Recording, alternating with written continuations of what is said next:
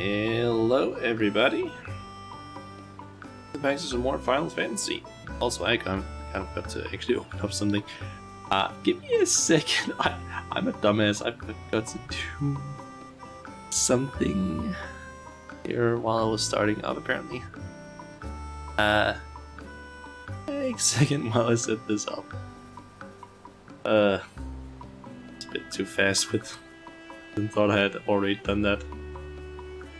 Well, give me 20 seconds. Just be ready. It should be ready about now. There we go.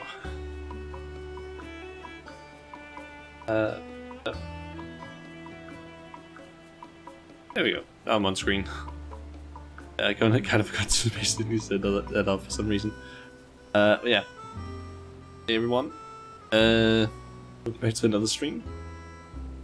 Yeah.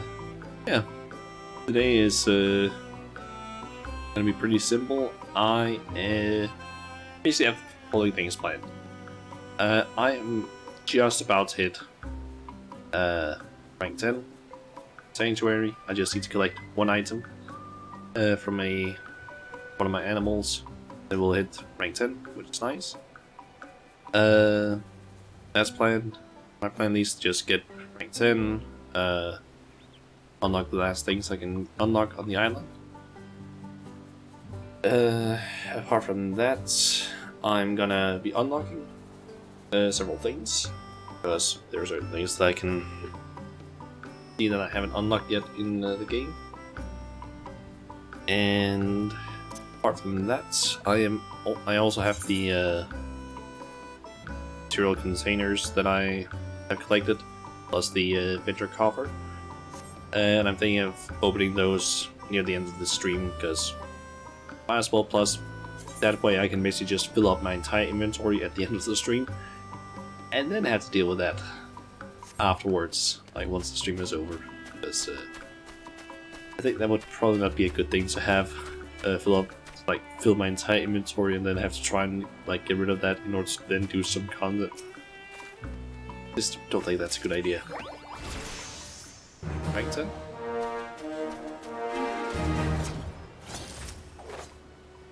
And might as well just collect the last few things.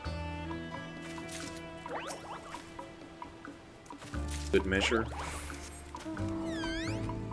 So, I believe that there should be another quest now. Check here. This should all be good for food for the time being, at least. Oh! I didn't even need to do anything, I just unlocked flying immediately. Ah! I thought I had to do like a quest or something. Nope, just immediate unlock.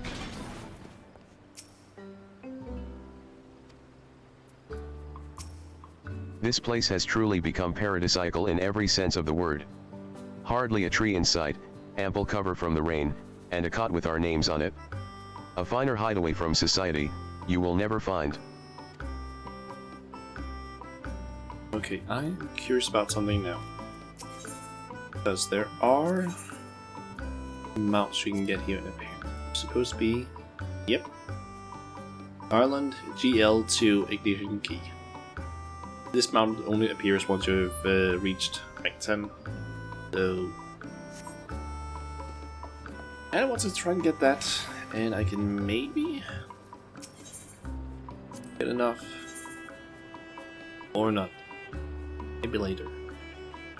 Depends on how many I'm gonna get, but yeah. Everything is maxed out. I actually don't know. Nope, don't have anything new to craft. Landmarks. Things upgraded. One of the things I've left now is just, I guess, exploring the rest of the island, since there's few locations that you can't get to unless you have flying, so I might as well unlock those.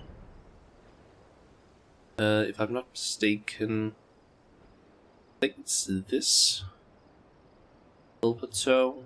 Maybe it's the one up there, where the Isa can spawn on. An animal for the pasture. I don't really remember which one it is, but it's one of them. Maybe it's that one. But yeah.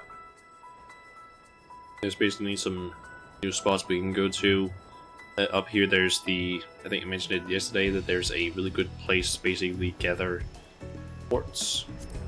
Because there's apparently a closed loop or something like that. Guess there's some places up here as well. Good place for cotton and just normal wood, it seems. Like it. And I believe that up there there's like a small spring of some sort.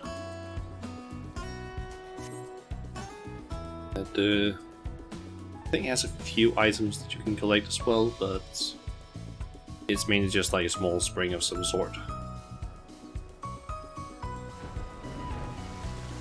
So a few quartz formations here. And the last thing is all the way at the top, at the true summit.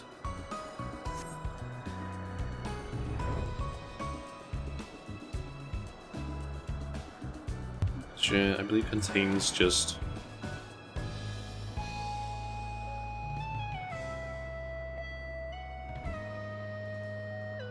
11 items.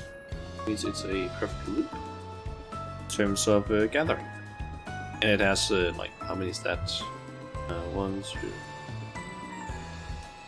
6 quartz crystals. Those give, I believe it is, iron ore. Then these give the granite, I think.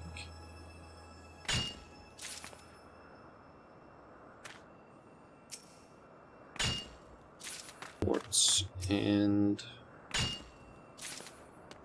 iron ore.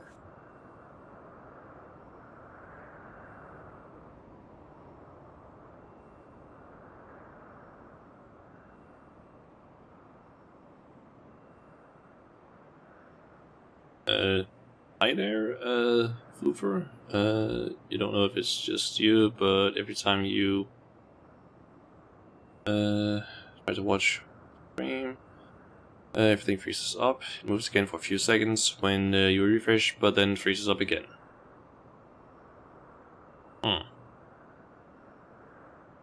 Weird, because I'm not dropping any frames. So, yeah. If that's the case, then it's either... It's most likely something on your end or Twitch, but I honestly have no idea which one it would be, because it, as far as I can see, it's not on my end that the problem is. Let's look at this.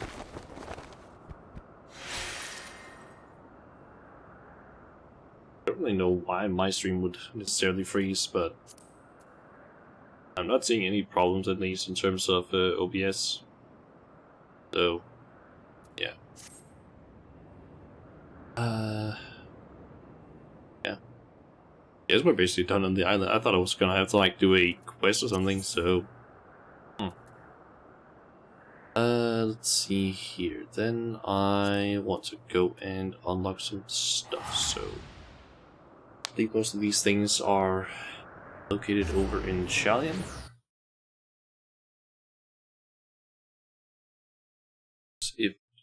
I think there's a few things I can do on the island later, but that's not until like 4 o'clock when the ice is gonna spawn in. I'm thinking we can maybe try and get that one at that point, but it's gonna take some time before it spawns.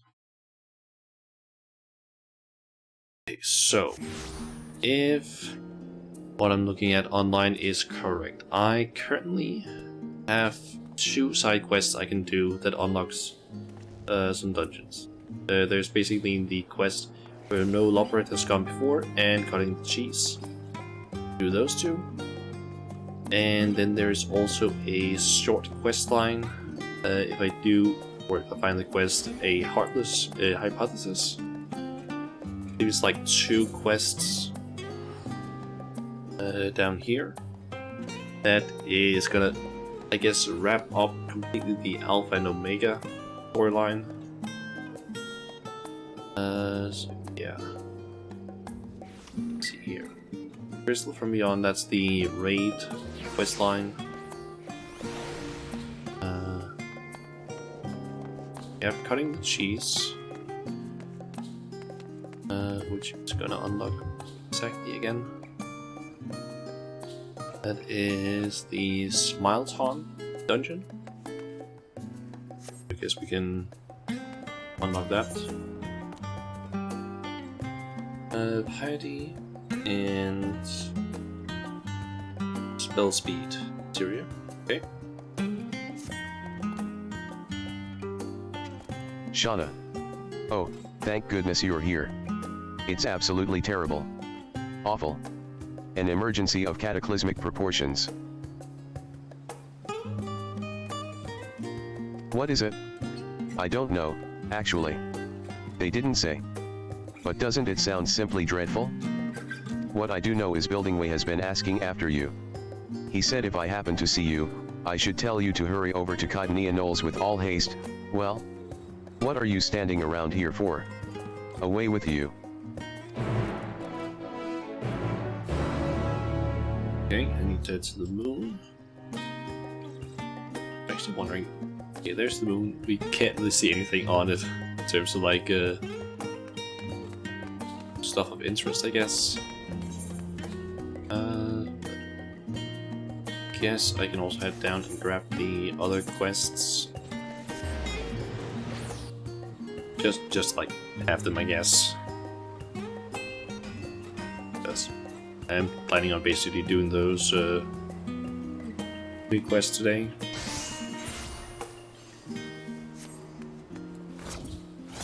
Start with changing away. Where no loperet has gone before, and tenacity and skill speed. Tyr this time. Shauna. You are Shauna, yes. Oh, thank you ever so much for coming. In truth, I've been searching all over for you.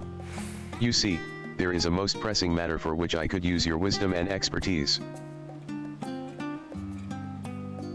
Do you think if I figured it out? Something about Firefox doesn't like my stream. Not sure why, because it works fine on other streams. You watch me through another browser. Alright. I don't know why Firefox would have a problem with like the stream, but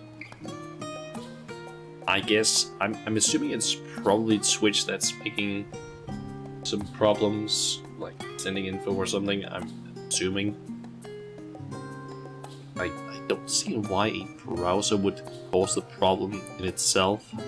But who knows? Maybe it is just the browser that is just not happy for some reason. Oh, but we haven't actually been introduced yet, have we? The name's Jammingway. I had the honor of serving as the communications officer aboard the Ragnarok. So anyhow, to the matter I spoke of. It began the other day when my curiosity got the better of me, and I decided to send a reconnaissance probe to Ultima Thule to investigate the environs. Imagine my surprise when my robotic friend responded just a short while ago with a most urgent and dire distress signal. A distress signal from Ultima Thule? Now, even after you and your companions mercifully put an end to the threat of the final days. Surely this intrigues and worries you as much as it does me. This has definitely been a little buggy lately, so maybe. Yeah, I have no idea. Like, I haven't heard anything about it being buggy recently, but I honestly wouldn't be surprised if there's some weird stuff happening with it. I was just about to venture there to investigate further, but there's no telling what dangers might await, and I am a communications officer, not an adventurer. Please join me at Thaumazian, so we may boldly go where you have gone before. Okay, so let's see.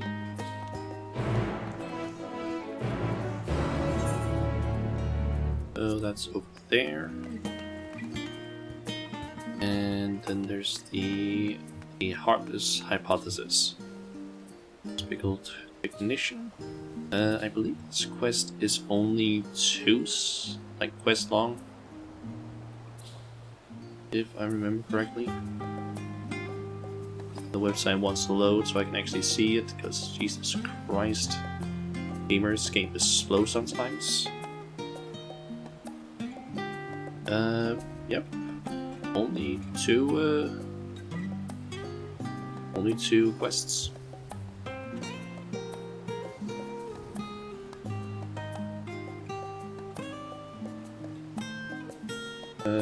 You know, the actions where you can hit or throw items at VTubers, etc.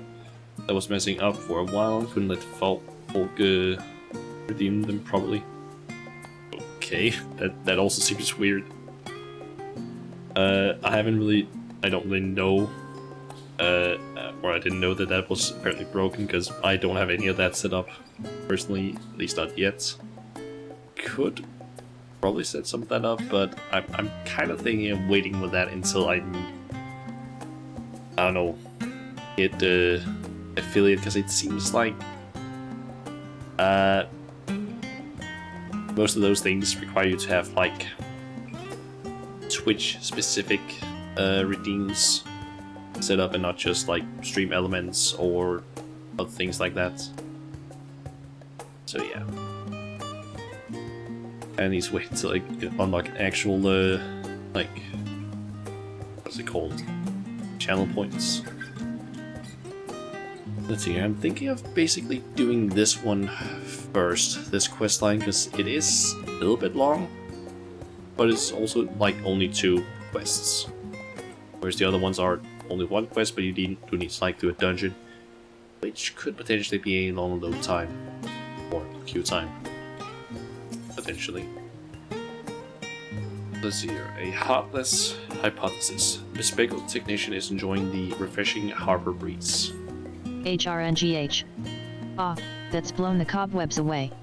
Time to return to work. Goodness me, look who it is. How incredibly serendipitous that I would run into you of all people. I was part of the team which designed the Ragnarok, you see, and we've recently begun the process of combing through the vessel's flight log data. The primary objective of your journey to Ultima Thule was to save our star and countless others, of course, but it also provided us with an invaluable trove of information, records of places and events we could only dream of. Your safe return gave us much to be thankful for.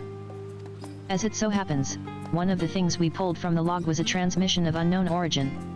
Something the ship must have intercepted during its flight. We believe it to be an audio message, but even our most talented linguists have been unable to decipher the language. For a while there, it seemed we must accept defeat. But today may be the day that we finally solve the mystery. If you were so inclined, would you care to come along to Thaumazian? It seems fitting to have one of the Ragnarok's original passengers present to hear history being made.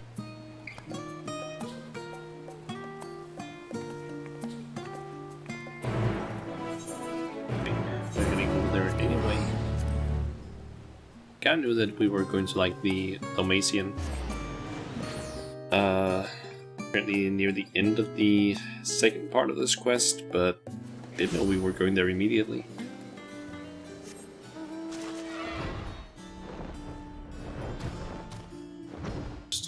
This way, that's probably faster.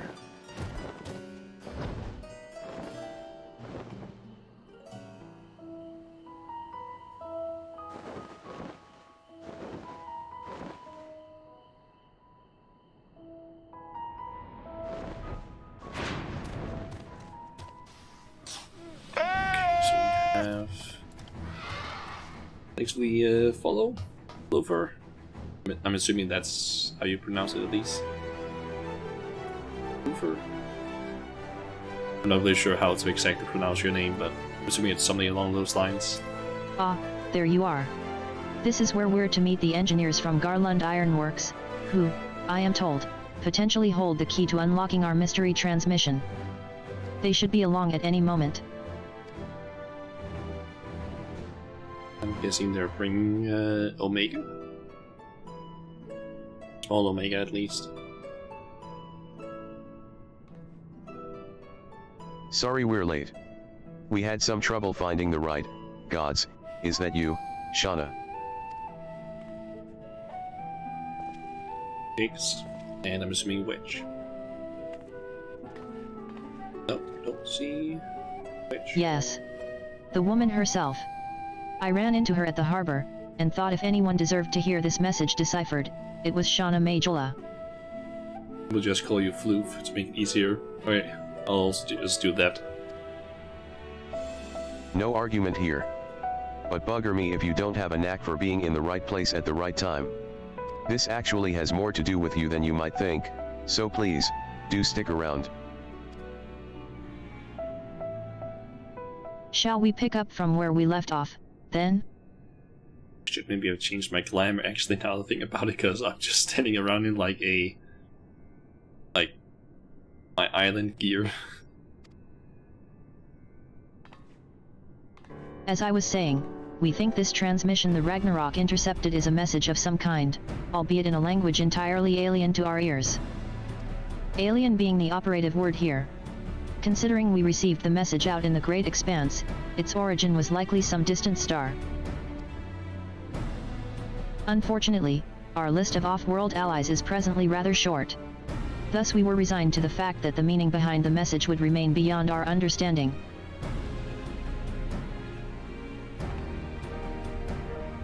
One of my colleagues, however, refused to give up. She remembered the ironworks engineers who had been so helpful in the construction of the Ragnarok, and turned to them for insight into our seemingly impossible problem. Do you know what Wedge said when he heard what was going on? We should have Omega listen to it. I bet it can tell us what the message means. Not the Omega you beat in the rift, of course. He's talking about the toy that trundles around with Alpha, the little model we made. We originally designed it to follow a chosen target and not much else, but I've seen it act in ways that, well, it's like it has a mind of its own. Then I got to thinking about those documents your lot sent the chief. The full report on the final days. In the part about Omega's civilization, it said their people discovered how to convert the mind into data and store it outside the body. Timing being what it was, I wonder if Omega didn't somehow transfer its consciousness into our model right before you put an end to the real one. That sounds like a possible thing.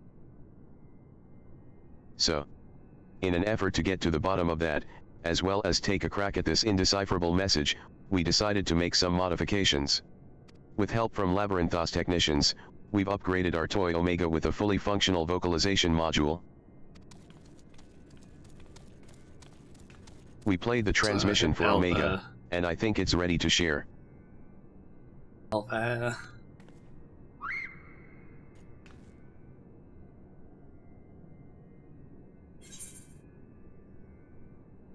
Are you in there, Omega? Hello? Let's just go with the first one.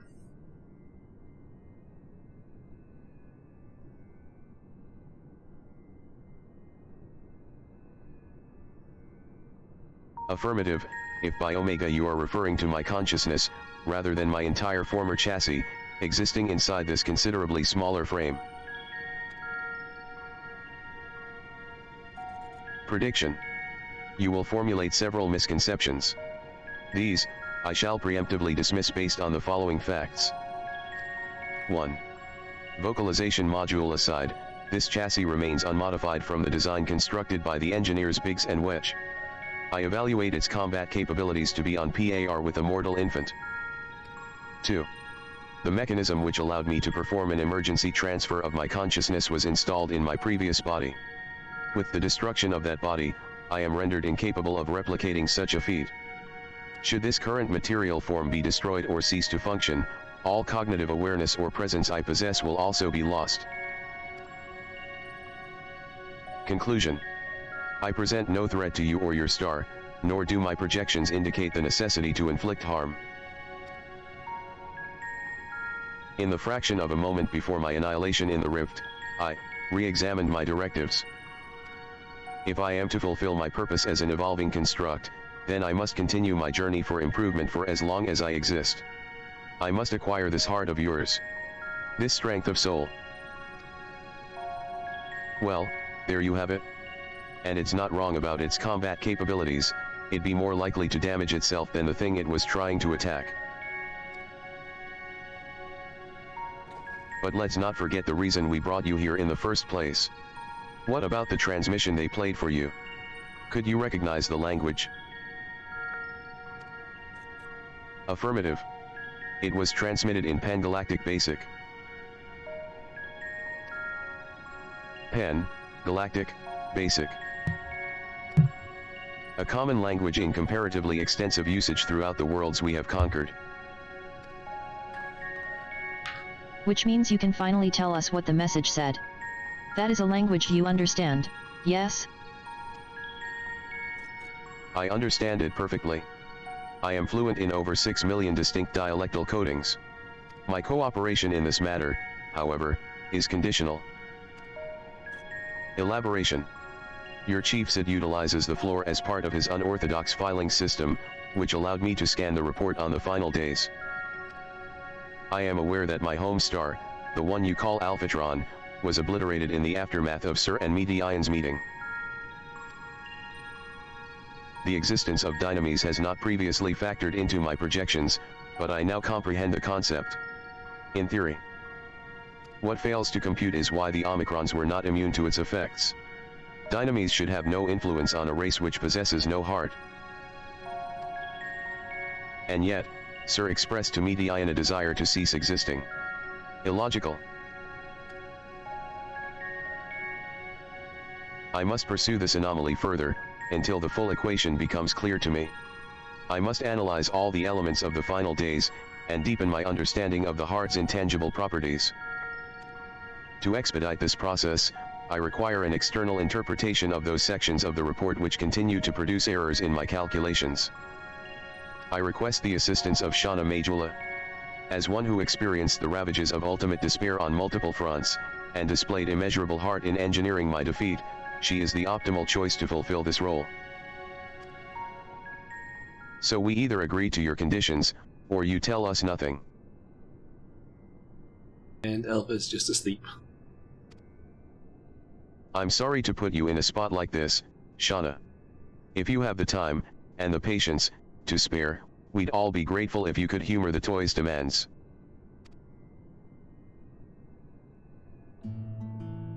Has Alpha dozed off? I suppose the subject was a bit technical. Rouse yourself, Alpha. You must listen to and consider these matters, even as I must. Quay. Why don't you make a trip out of it? You know, actually visit the places that has the, things Omega wants to ask about. It'll make explaining stuff easier, for one, and also help keep Alpha awake and alert.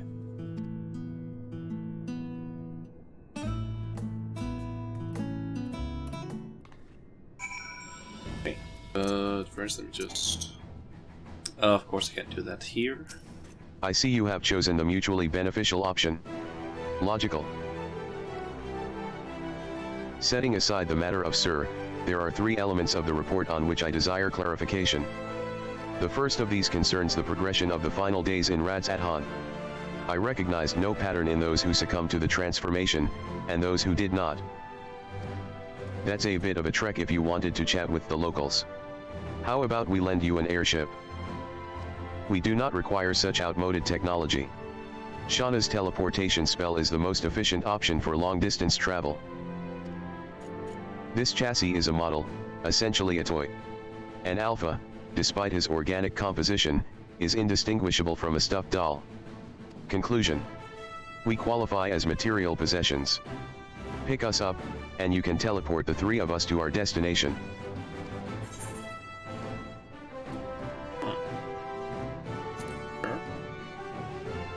In the journey, I guess.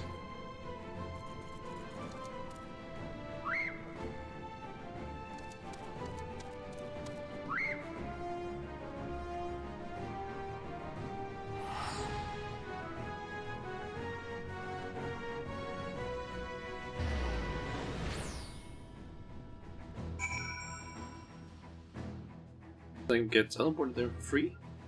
Nice.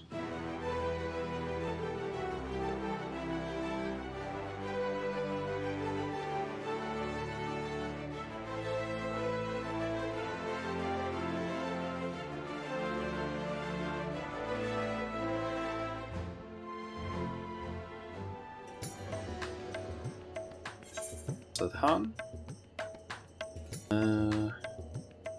It also got that voice over there. I might as well actually also do that one because that's essentially just go talk to someone and unlock the combat arena thingy training area. Sensors indicate we have arrived in Radz Adhan. Objective: identify factors for resistance to involuntary transformation. Hypothesis: unaltered survivors of the final days will display significant strength of heart. Confirming this theory will require the cooperation of live subjects. Where is the ward designated for residential habitation? Understood. Comma set as our sub-destination. Please take the lead and select the subjects we are to interview. Omega and Alpha are now. You can, if you. They're following me, and we do have at least one unlock area. And since we're actually in a town, I can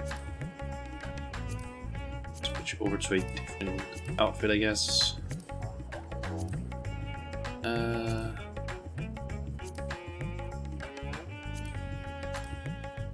Go with this one, I guess.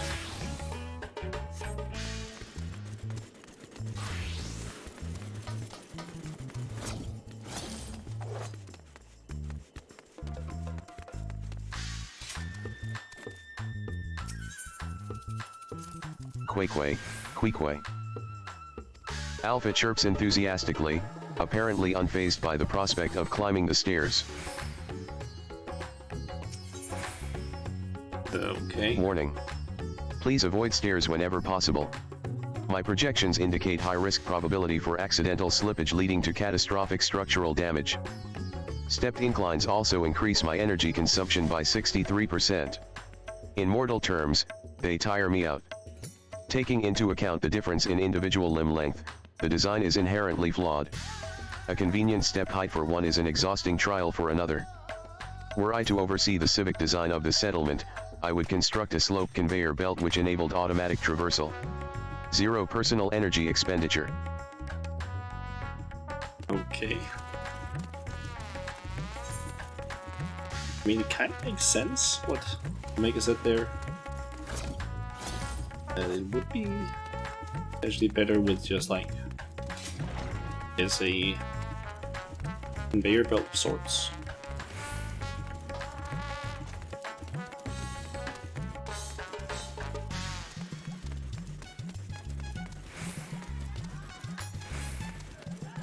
More term stairs time him out. Yep.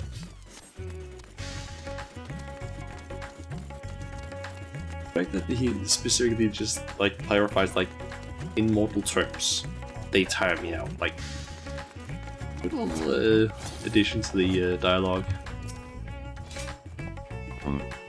Are you a traveler? Please, if you have a moment, I could use an outsider's perspective. You see, I was one of those who sought to escape the madness plaguing the world by fleeing to the moon. Not that we ever went, in the end. So here I am, recently returned from Charlian. Except now things are strained between my sister and I, since she chose to stay and I chose to leave. I ask her to help me find work, and she suggests I look somewhere that isn't Thavnair. As if I wanted to abandon my home. Arg, it makes me so angry. Your point is unclear.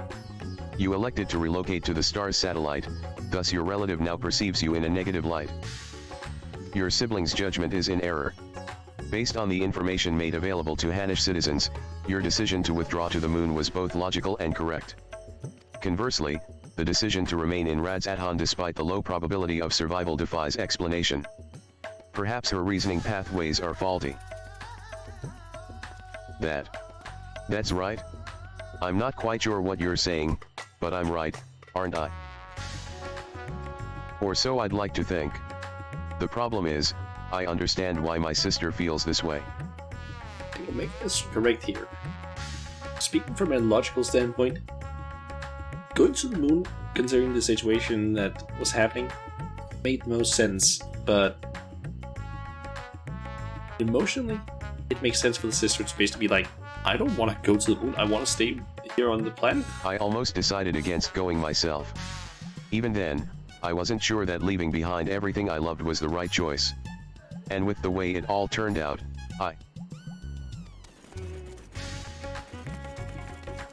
Okay. Oh, hello again. You're the one who came to ask me questions about Council. I'm glad to see you looking well after all that unpleasantness. I remember the burning skies and hearing the screams, but truth be told, I'm still confused as to what actually happened. I only know it wasn't unusual for entire families to go missing. Many of my neighbors' houses lie empty even now. Council's place is one of them. He had no close relatives to speak of, and I heard that it was members of the consortium who came to remove his belongings. What a terrible thing to have to do. terrible. Council's passing was recorded in the report. Clearing out his domicile and readying it for new habitation seems an appropriate reallocation of resources. Dear me, what a clever little contraption. But of course I'm not against making use of his quarters, that would be wasteful. It's simply that Council was always such a vigorous person. All that passion, all those dreams, suddenly gone. I feel the same sorrow for everyone who was lost. Seeing the remnants of those vibrant lives packed away in boxes. That is what I mean by terrible. They're basically just trying to help Meg, I guess, figure out what the emotions are to an extent. Hey, don't I know you? Yes. After the beasts were taken care of, you told me to join everyone in the square. Thanks to you, I was there when Vitra gave his speech, and I found out who Varzhan really was. It's a shame we don't get to play like we used to, but Mama says Vitra has been busy putting the city back in order. Maybe I can work for him one day, when I'm a man grown. Vitra. Midgardsormr's offspring, yes. And this child wishes to put himself at the WYRM's command, that he might make his own contribution to society. A pattern emerges. I predict that the Hanish survivors are those who had ingested Vitra's blood, and become his draconic minions. Though dragons were no match for our civilization's might, their combat capabilities are not to be underestimated. It is unlikely they would experience emotions of dread or uncertainty as exhibited by lesser beings in times of undue stress. Dragons. I'm not a dragon. And I never ingested anyone's blood, either. You. You are not of Vitra's horde? So you possessed no hidden means to fight off the beasts. What of fear, then? You were frightened. Yes, I was frightened. I just hid and hoped they wouldn't find me. At least until she told me it was safe to come out. Shauna, I require a moment to process this input. Let us move apart and discuss our findings. Okay.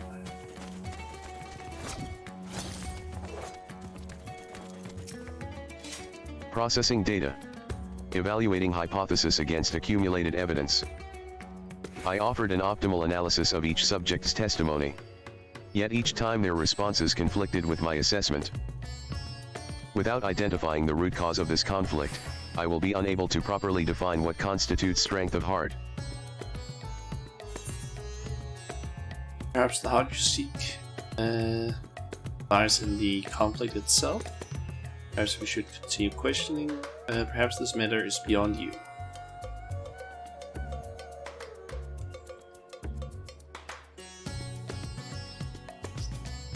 Let's go with this one. Yes. An interesting observation. It is possible my base criteria is in error. In which case, it is imperative that I continue this learning process, and repair any fundamental misconceptions. Next, I wish to interact with an individual who endured similar circumstances to Council prior to his transformation. Are you acquainted with any local merchants who had dealings with him? Yes. Janabaha of Rubida Fibers? Acknowledged. Subdestination set.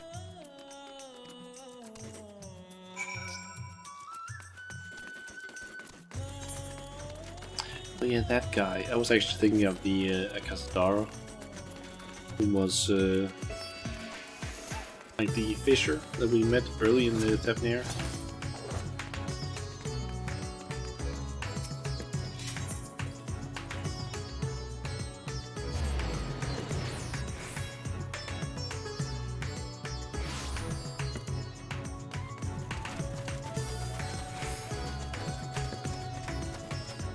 So there's a dialogue area over there, and that's also the only one. Halt, Shauna. Do not proceed beyond the fence. In this body, birds of that size represent lethal, unthinking threats.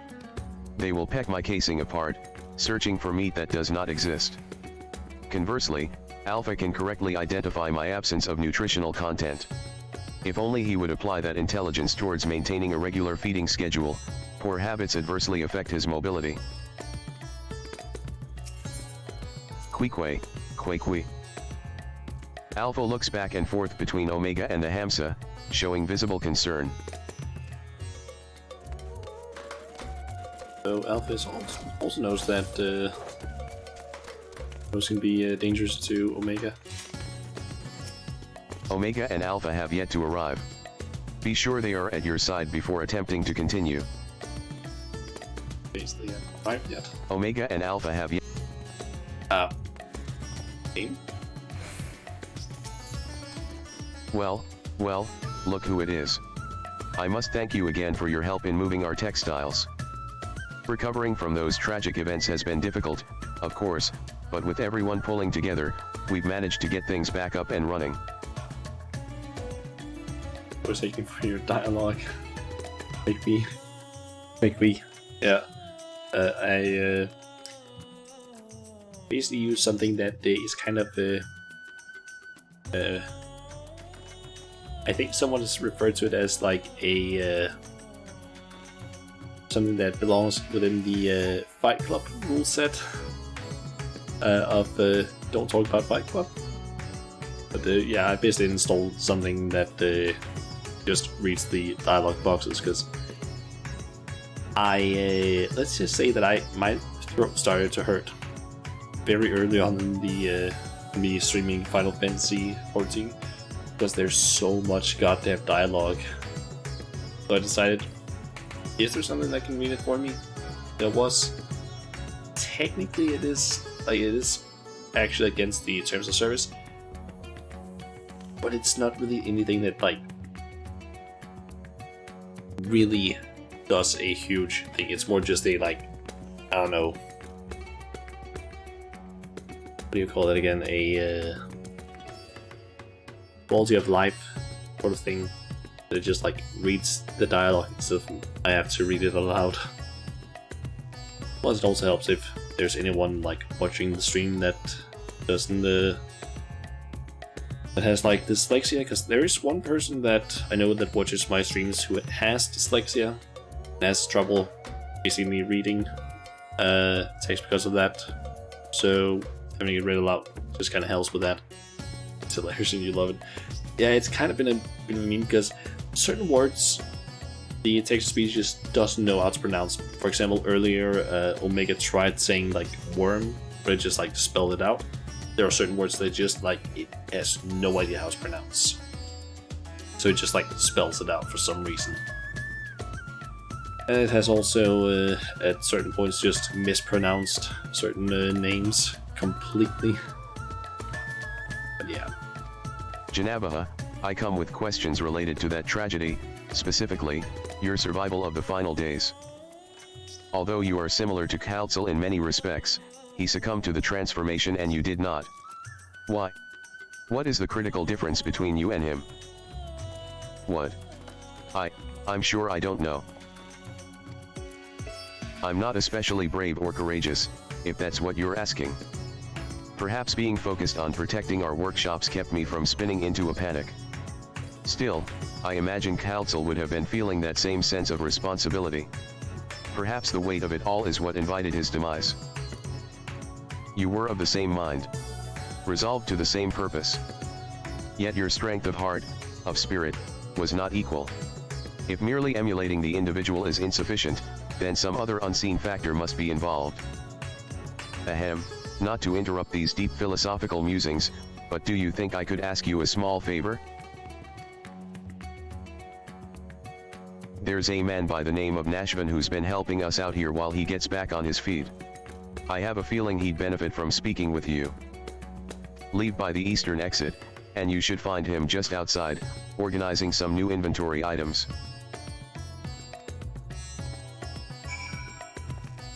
Okay. Another dialogue. Alpha and Omega. The equipment being manufactured here, it is worn to perform specific duties, yes. Conceptually, it seems analogous to our practice of switching frames to better serve our mission objectives. I, for example, did not begin existence with the Omega model. I was originally supplied with a standard issue Omicron chassis, serial number 017. On this world, that alphanumeric combination would be considered my given name. Such designations are drawn from our nearly infinite register of celestial bodies to avoid the possibility of duplication. Furthermore, the cluster known as 017 is better expressed in your language as the Omega Nebula, the same word I use to introduce myself to your kind. Also, in terms of like the text speech, you might be noticing that it's only saying like 017. For some reason, sometimes if there's like a dash, it does know how to like say it. Sometimes it just omits the M for some reason. Though you associate Omega with the advanced weapon construct, it is also my name, and I see no reason to change it no matter which frame I inhabit. Queequay, Quayet. Alpha puffs out his chest proudly, seeming to imply that his Ironworks uniform is the best attire anyone could wear. Okay. Let's see. Guessing that person is probably over here somewhere. Yep. This is also the end of the quest. At least the first part of it.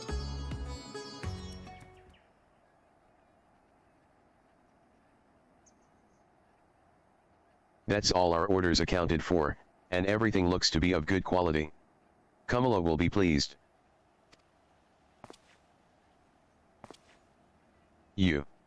You were with the Scions. You were there.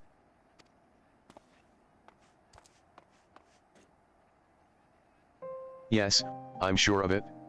I'll never forget that day. You and your friends helped us escape when people began changing into beasts. My own son, he was afflicted. Then that huge monstrosity loomed right over him and... Oh, this is the father, I'm guessing, that ended up getting saved by the... I'm forgetting what their name for this, but like the... essentially front-facing leader of Razatan. The one that was like... essentially doing Vitra's, like... bidding and being the front-facing leader, I remember. My heart turning to ice. Freezing in place. The satrap came to my aid, but then he, too, was gone. Satrap, that's what it was called.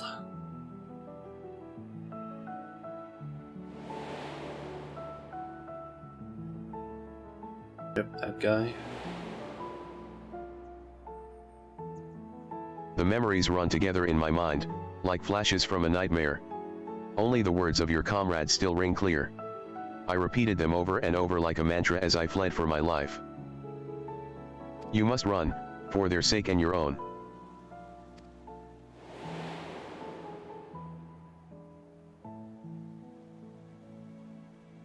It all seemed so surreal, which was probably what saved me from the transformation. The truth of it didn't begin to sink in until the worst of it was over. I have not the words to describe how I felt then. The sorrow, the overwhelming sense of helplessness. I may still be wallowing in misery if not for my old friend, Janabaha. I'd lost my will to work, and he encouraged me with kind words and odd jobs. Now, somehow, I live again. I am thankful to him, to the courageous Ahiwan, and to you. If you see your comrades, please let them know their efforts were not in vain.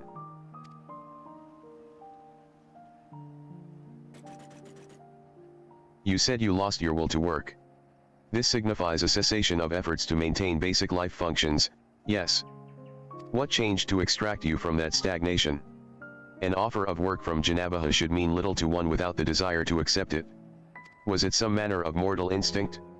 A primal need to survive and thrive? Instinct? No. No, it wasn't that.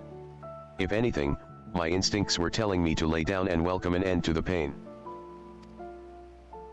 Every day I think of my boy's final moments. I think of how scared he must have been, how it must have hurt, and I want to scream my throat raw. The satrap, too, still haunts my dreams. I see him being swallowed whole, and jolt awake in a cold sweat.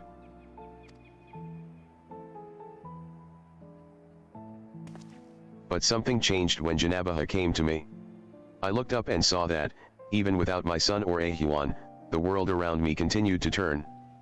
And because that fact grieved me so, I knew it fell to me to live on and remember them.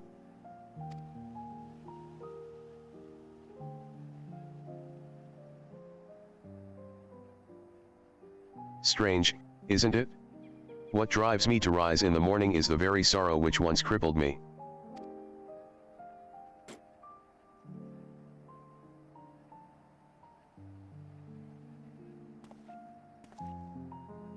Now, I really must return to my work. To lose this job after everything I just said would be a poor jest, indeed.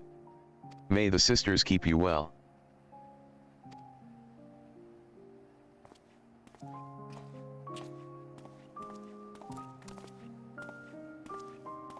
Sorrow. The emotion generated by mortals when their ideals fail to materialize. This I have observed. Yet when I listen to how Nashvan's sorrow served to rescue him from near-fatal despondency, his logic eludes me. Am I incapable of perceiving the full measure of the heart's properties? My best projections failed to predict our subjects' responses. And despite their almost equal occupational and mental parameters, Janabaha and Khaltsil exhibited different reactions to the dynamis effect. I am no closer to recognizing the pattern for involuntary transformations, and your ephemeral mortal spirits confound me as much if not more than they did before. Consider that there is no patterns to the people afflicted. Parts of those, the hearts of others were ever shrouded in mystery. Perhaps it's time we move on to the next element you wanted clarified. I'm assuming that just go with this one. Consider that there is no pattern to the people afflicted. This isn't necessarily like math in this case. No. Pattern. You imply that the transformation was not contingent on individual fortitude, but rather a random contribution of environmental factors? Such a theory would explain the otherwise conflicting data. Very well. I shall accept this as a provisional conclusion to this part of my investigation. I do, however, expect you to continue supplementing my education of heart-related matters.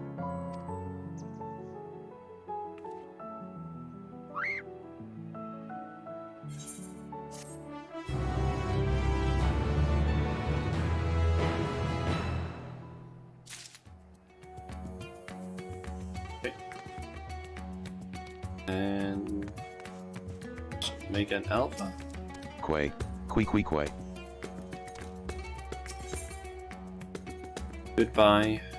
Then some things I can't read. Get a history item. Omega has selected a new destination. Our next destination will be Camp Broken Glass. I desire elaboration on the dealings between the Ilsabard contingent and the citizens of Garlemald. The report described the contingent's purpose as the salvation of the local populace. Furthermore, both factions faced a common enemy in the Teleforawi. Why did they not immediately combine forces to their mutual benefit? This inconsistency requires closer examination. Shauna, initiate teleportation.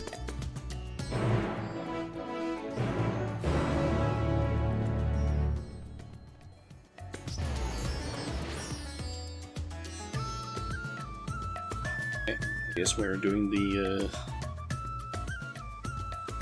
training area quest a bit later, because I guess we're heading off to Garlemald. Also, apparently this quest has quite a lot of steps to it, as far as I remember seeing on the quests page.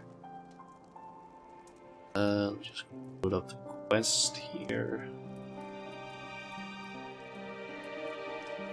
Gamer Escape wants to load because it is so slow sometimes.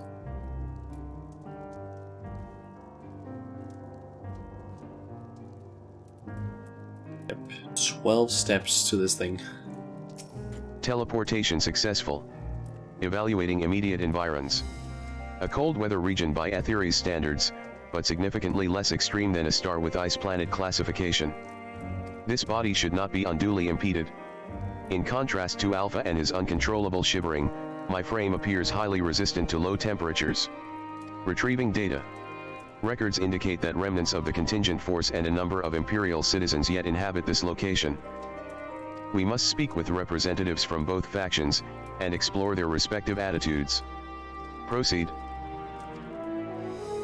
Omega and Alpha, you can, if you will.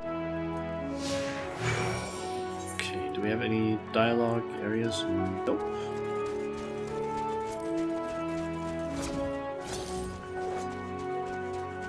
Speak to this person and one up there. Shauna, come to see how things are progressing, have you?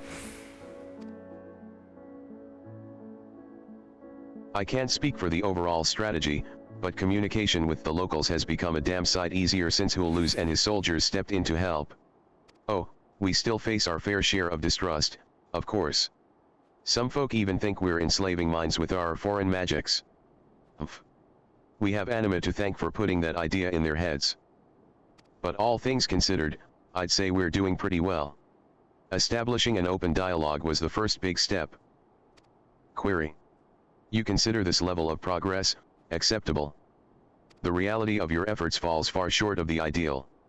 If your aim is to provide efficient succor to the local populace, then absorbing their numbers into your command structure would be the optimal path.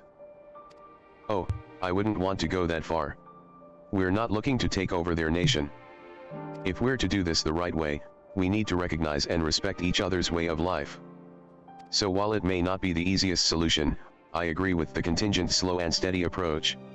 I'm just happy we're saving lives. Also, while we're here, I'm thinking put on a more appropriate glamour. Again.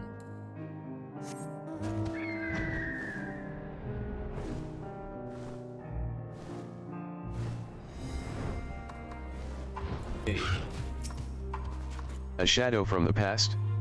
Yes, I know you from Victor's spoils. Have you come to laugh at me? A wretch who chose to lose Licinia and her sister rather than accept your help? The fool who ended up reliant upon your charity nonetheless? Oh, they're over from that, the eastern place where we went with Alphino and Alice near the start of the Garlemald area. Well, perhaps I deserve your derision. My compatriots surely scorn my failed conviction. I have shamed my people, and brought dishonor upon my nation. I am no better than a kept beast, my pride sold for a bowl of feed. But my soul, nay, that you shall not have. I've refused your honeyed offers of a new home. This land is where I belong, and this is where I shall remain. You demonstrate opposition to the contingent's overtures. On what basis do you refuse this cooperation? The data suggests the local populace is struggling to produce the bare minimum of sustenance. Have you some secret strategy for survival? Or do your orders compel you to accept your present misfortune? What? Must I be mocked by a Mahitake toy now? No, I have no secret strategy. No binding orders. I but comport myself as any true Garlean patriot would. Uncompromising, unbending. Blast it all. Once again, this input is unanticipated. Let us move aside and process what we have heard.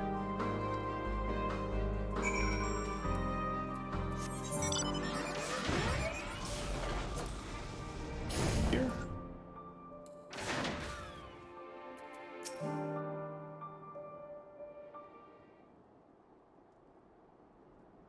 Accessing and analyzing recorded data. Integration complete. I have evaluated this most recent input, and made comparisons to our discoveries in Rad's Adhan. Consistent only in their inconsistency, the responses from both contingent member and imperial citizen were highly irrational. Conversely, any Omicron considering their predicaments would have echoed my assessment exactly. The divergence from self-evident logic is key. Hypothesis. The illogical relationship between would-be saviors and suffering populace is another result of the unpredictable nature of mortal hearts.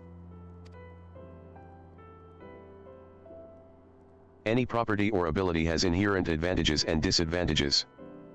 Yet never have I encountered such a unique detriment. It appears that those who share your metaphysical capabilities are prone to complicating simple cognitive processes. An undesirable quality. I will, however, persist in furthering my understanding of the subject.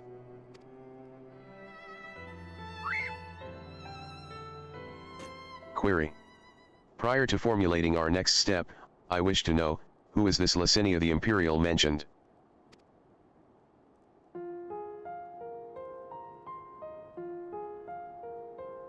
And that's a girl that kind of just ran away when we tried to help them and died.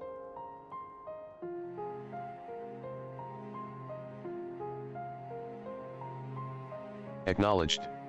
To summarize, insufficient data on foreign culture resulted in inadvisable and ultimately fatal action. I witnessed such self-destructive behavior during the course of our planetary conquests.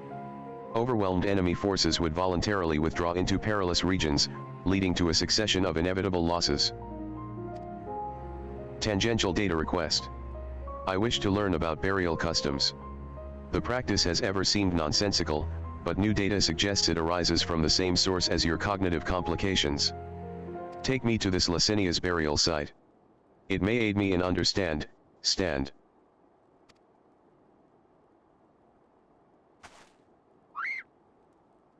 Energy delivery systems compromised. Core temperature critically low. Warning. Immediate heating required. Request. Apply friction to outer frame. Okay.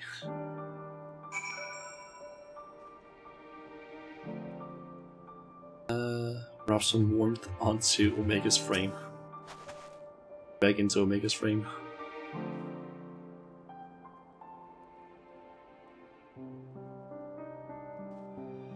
Temperature nominal.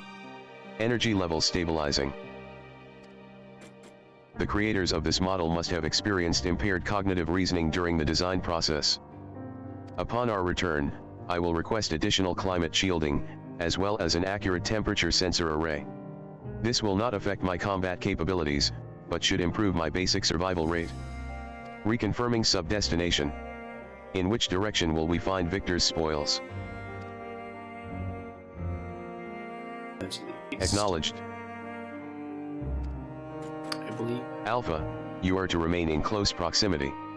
Close enough to envelop me in your feathers. You are permitted to carry me on your back, if you so choose.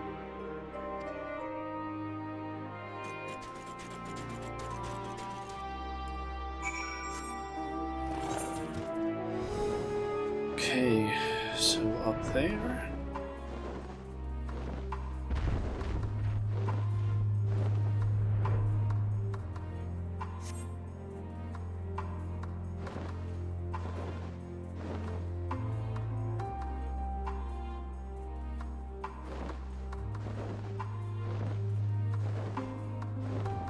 far as I can see, we have 7 steps left. This one included.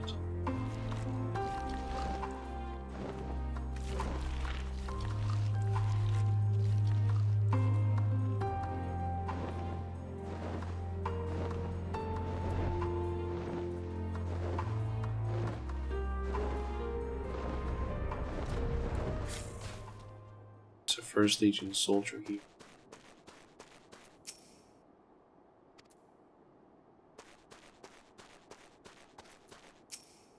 Quay.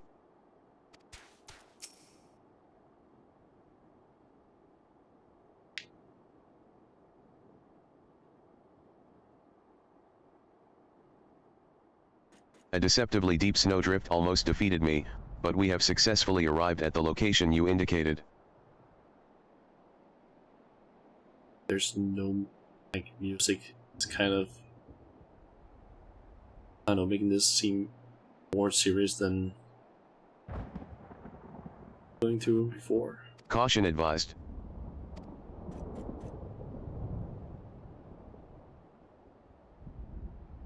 An unknown individual appears to be investigating the object of my interest.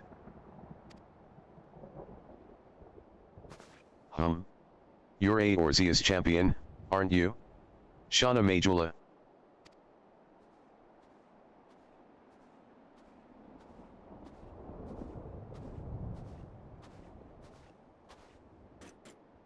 Oh, I never introduced myself, did I? I am Menius, soldier of the Is Legion and comrade of who'll lose. Perhaps you remember me from Tertium. We spoke about collecting ceruleum, and again later on, after Lord Quintus had passed.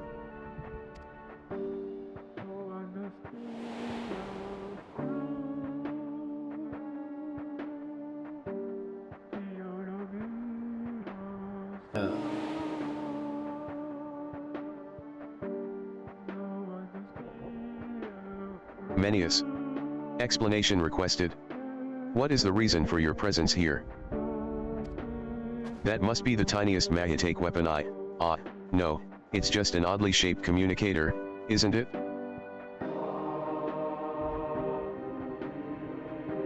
Song again, just to creep you out in story. Yeah, this is the one that played like during the, like from the radio, isn't it? From those radios that they had all over the place. In any case, I have nothing worthy to report. I heard that the sisters who used to live in my sector were buried here, so I thought I'd come and pay my respects. Alphino and Alizea told me the story, complete with profuse apologies, though they were adamant that no amount of remorse could erase the tragedy of what came to pass. What is that music? Yeah, that's the song. It was so eerie during that part of the story. Everything was so dreary. So true as is, yeah. Like, I feel like the entire Garlemald section of Endwalker is just like, Jesus, it just gets more and more just depressing and sad. Especially because of the fact that almost immediately it's just like, oh yeah, here are some people we're trying to help. 2 of them run off and are killed. Like, damn. Then the whole thing with like the first like commander literally just like commit suicide, which is like, what the fuck? Like, we've had, I guess, some suicides before, like at the end of Heavensward with the Ilbert. But in that case, it was like, okay, he's more like sacrificing himself. It's like summoning Primal. But there it was just like, oh yeah, we cannot win anymore, we need to accept help. Then he was just too stubborn and just went like, yep, gun, shoot himself, and then just, you get back and you just see the blood on the banner, like, damn. Not that my fellow soldiers and I are in any place to judge. We were manipulated, fooled into starting an insurrection which led to countless deaths among our own countrymen. I feel like Final Fantasy has had a few moments, like, or a lot of moments where it's like, it just gets depressing as hell. But Jesus, Endwalker just like turned that all the way up to 11 at several points, where it's just like, stuff is just bad. Objection. The casualties incurred through your infighting are distinct from those caused by the Ilsabard contingent. To restate, you are justified in seeking restitution from the contingent for causing the deaths of Licinia and her sister. Retaliation for damages sustained is also a logical progression.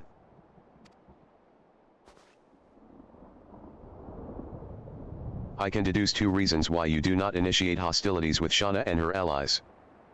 1. You judge your remaining forces too weakened to contend effectively with the contingent. 2. Your emotions are complicating the issue. Tell me, which of these is correct? Well, when you lay it out like that. Ahem. I'm afraid my answer isn't like to win me any medals, so would you mind keeping this to yourselves?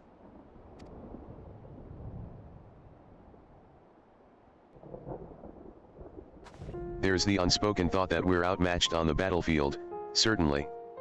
But the real reason I'm not demanding restitution has little to do with weighing the odds. The simple truth is I'm so caught up with simple survival that I've no strength to spare for past grievances. The same goes for avenging any comrades we've lost, be that my brothers in arms or Lord Quintus himself.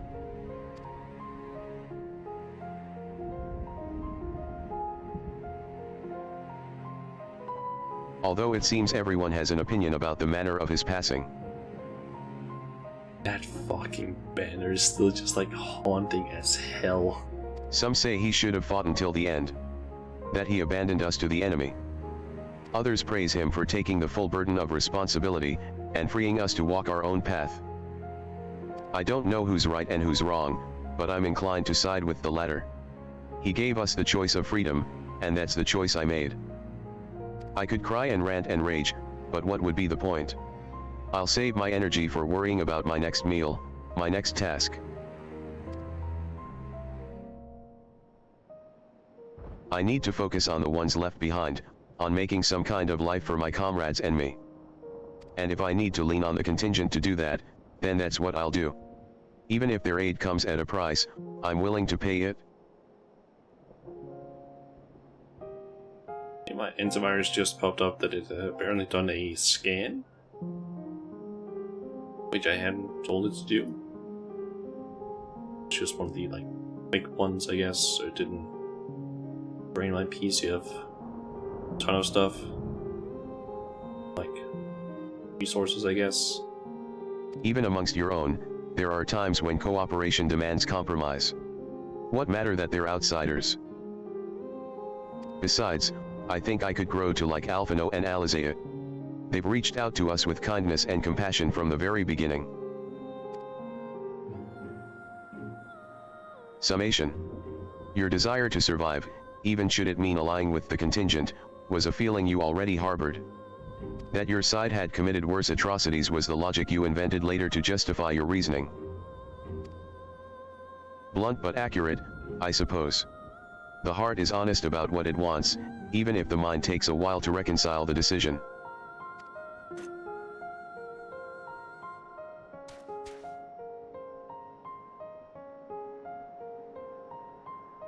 Well, this has been oddly cathartic, but I must return to my duties. There are wild beasts to cull, watchfires to light, supplies to transport. Even without an emperor, there's no rest for an imperial. Be well and stay safe.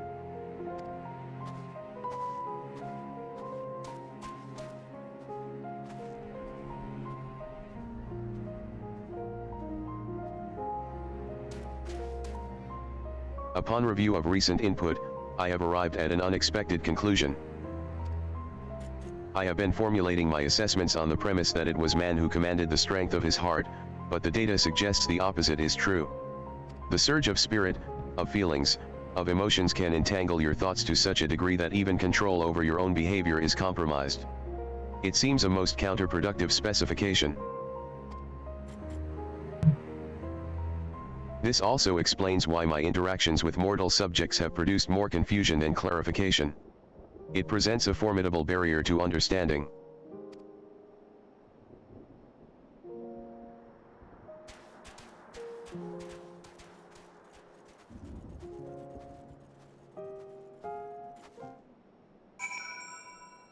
I guess I got a bit more information there than expected. My earlier hypothesis has been borne out. The suboptimal operation being conducted here is the result of emotionally compromised reasoning. I am ready to progress to my third and final query. I would learn more about those referred to as ancients. It is clear that this group was a crucial factor of the final days, but the information contained in the report was insufficient to form an overview. The Laporites are creations of the ancients, and are said to maintain repositories of their knowledge. By my calculations, the base of these moon dwellers will provide the best source of additional data. Teleport us to their burrow, Shauna. Preferably before my battery freezes over. Okay.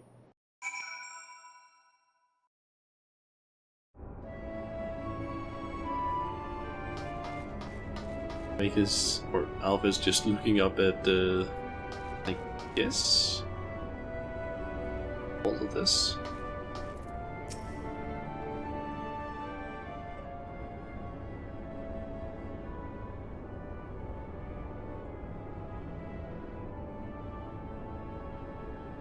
Your teleportation spell was successful.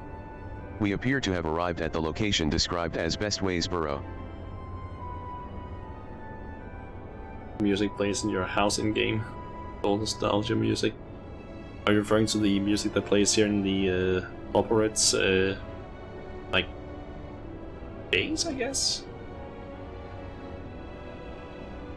Assuming that's the music, perhaps.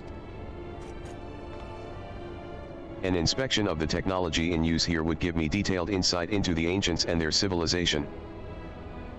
Don't know if I have that music actually. I'm gonna assume that it's most likely bought from the bicolor gemstone vendor. I'm assuming once you get a high enough rank. This body, however, lacks my previous frame's advanced observational functionality. I will require external assistance.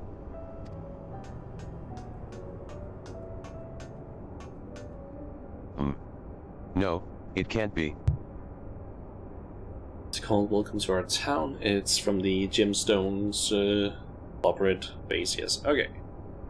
I don't know if I'm actually high enough rank to buy that yet, because I think I'm only rank 2 at like most of the Walker areas. Maybe because I just didn't feel like grinding a bunch of fates yet for them. I think the only ones that I really did also get rank 2 on were just ones where I got to the area and just decided to do the fates because I want to have access to faster mount speed. It is you. Oh, Shauna, I've missed you so. You maxed out the moon before the song even released in the bicolor shop. Okay, knew it was coming. Fair. I mean, I feel like most of the town and like area musics, you can just assume that, yeah, that's gonna be available from the bicolor gemstone stores or shops, like the Inwalker and Shadowbringers areas. What's this you brought with you? Specifically went out of my way to get Civilization from Raktiga Greatwood. When I basically got that to rank 10, or not rank 10, rank 3.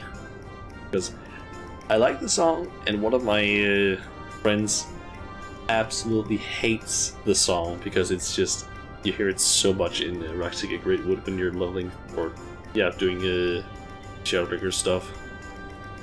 This soft, feathery vision? We've been outfluffed. Pack up the moon, it's all over. Why bother with burrow building bunnies when you could walk around with this adorable avian engineer? Just bake me into a pie and be done with it.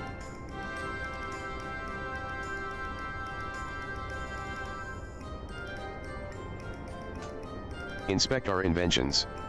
Wait, so, you're not done with us? Everyone needs Lahi. Yep.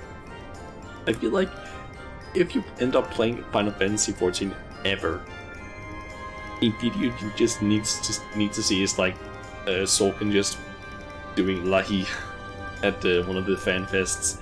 It is almost something you need to do just to see how, like, I don't even know what to say, like, insane how much of a memer the person who, like, the genius, like, how much of a absolute madman the genius behind basically all of the music in Final Fantasy XIV is, because he's made some insane fucking music, and then he just shows up in the screen scene and is like, do you know Lahi? I will play Lahi. Cries out the automaton. Yep. Just starts playing that, and then meanwhile the pianist, who's like apparently has done like so many songs, just sits there like completely just like, what the fuck is happening? While he's just like singing extremely badly and just playing the fucking automaton to Civilization. And at one point just fucking like, time to dual wield automatons. Like, what? She looked like she was trying so hard not to laugh. Yeah. Like, Sorkin is a fucking madman when it comes to some of those things. Like, apparently he's done that at several, like, done something like that at several of the fan fests where he's just like, okay, time for me to play some music, and he just makes it a complete meme. I think there was one where he's like playing the piano and apparently kicking a box or something while doing it as one of the instruments. Ha, I wasn't truly worried, of course. And I certainly wasn't about to roll myself in dough and dive into Cookingway's new oven. Ahem. If a technical breakdown is what you need, then I am your Laporit. As the resident atmospheric regulation expert, I can field any question or query you might care to pose. Acceptable. I will employ this being to guide me around the facilities. Your presence is not mandatory. Even locked within my current chassis, I am still an autonomous construct that has endured hundreds of your life cycles. I am capable of completing this simple objective alone.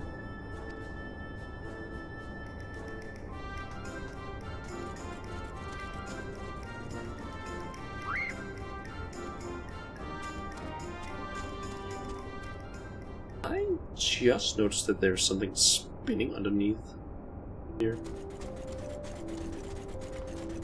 Objective complete. Tour helpful? What happens to growing way? Helpful.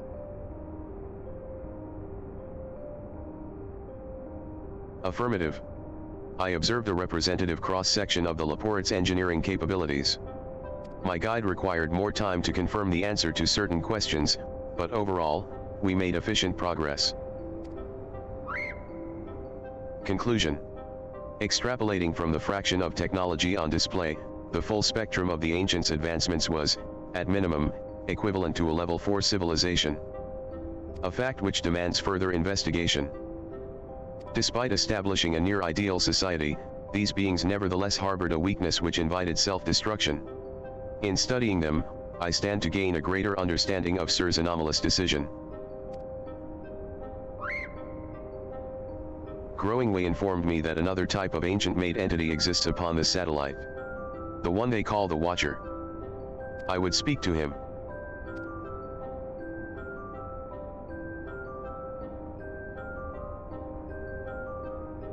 Then conserve your ether. We will ride this Argos to our destination, as you have suggested.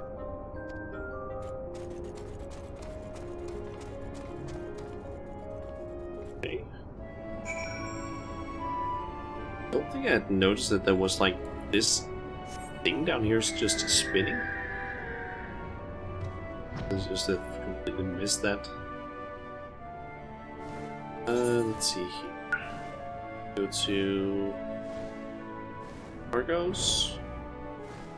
Guess over here is where that dungeon's gonna be unlocked? Oh.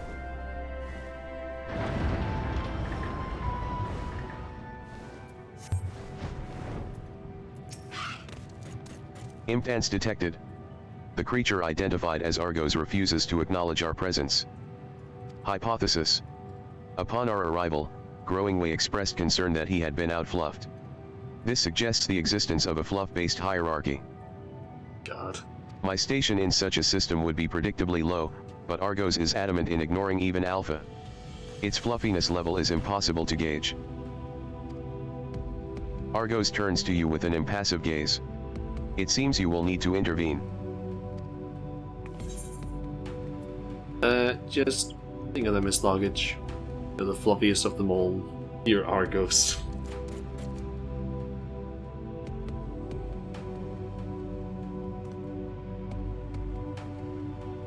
Argos gives an exasperated snort before motioning to his back.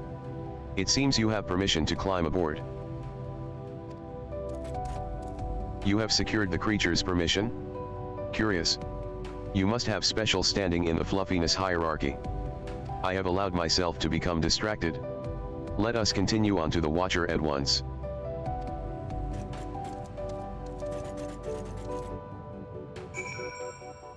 So dumb.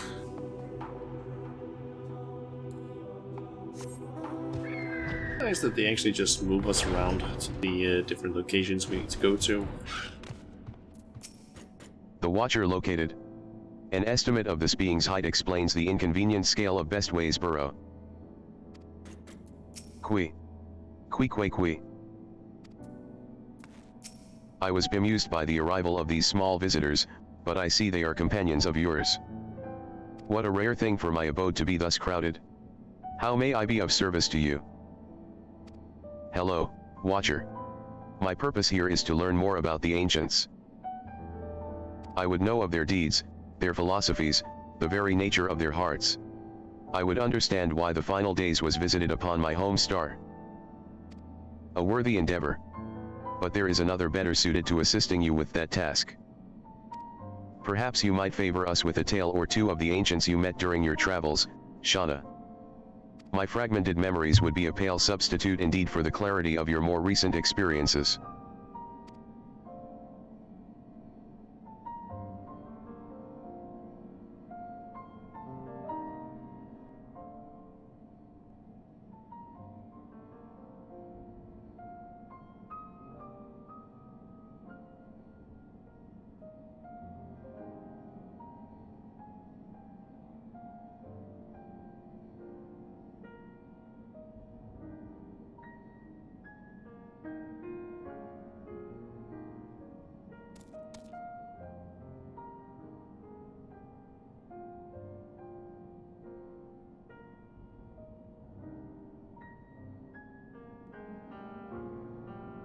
Yes, I can envision every detail.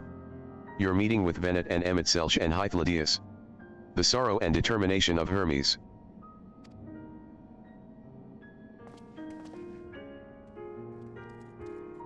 I am a creation of Hydaelyn, and as such, I believed the age of the ancients would fade and be forgotten. Yet knowing that their memory lives so vividly within you, it brings me great joy. I pray you keep them close to your heart.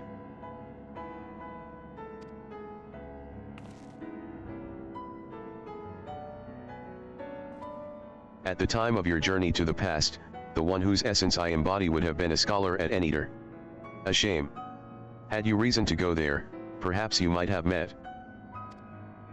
As a man of learning, he was firm friends with Venet.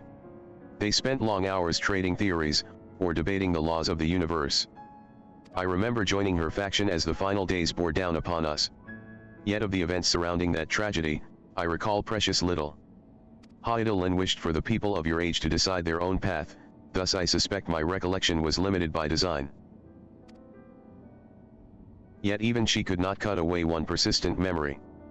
I feel most distinctly his sadness at what was to come to pass. That in becoming Hydaelyn's heart, Venet would forever stand apart from the people she so loved. If she were so resolved in her convictions, then he, too, would share her sleepless vigil over the future yet to unfold. Thus was the vow he made to Venet as her transformation took hold. His fervent wish must have reached her in some fashion. For though his life was drained away by the summoning, he was reborn with new form and new purpose when I awoke as the Watcher of the Moon. And you heard, Shauna.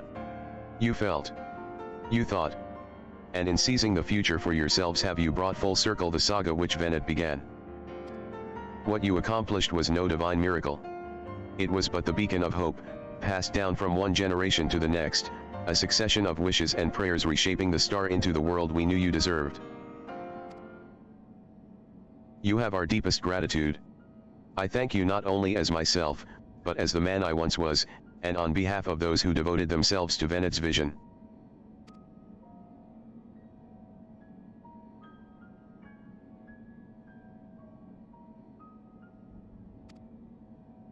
I understand the facts of your story, Shauna. But not how you have chosen to process them. On what grounds do you speak of Venet with such fondness? By sundering the world, she ultimately guided your kind to victory, yet in doing so caused irreparable damage to its individual members. The full scale of that act is beyond calculation. It is evident, however, that it resulted in a protracted period of suboptimal existence for Emet-Selch and his brethren. Query. If the survival of your kind is the deciding factor in your evaluation, then should you not also admire Hermes and his decision to subject man to a trial? Forcing you to change or perish, as was the fate of countless civilizations before you. From my perspective, his determination was similar to that of the Omicron's ancestors, those who first began trading flesh for machine, so that our people might stand against the onslaught of aggression from other races. It was an unprecedented attempt, accompanied by much failure and sacrifice. Their early experiments were crude, primitive.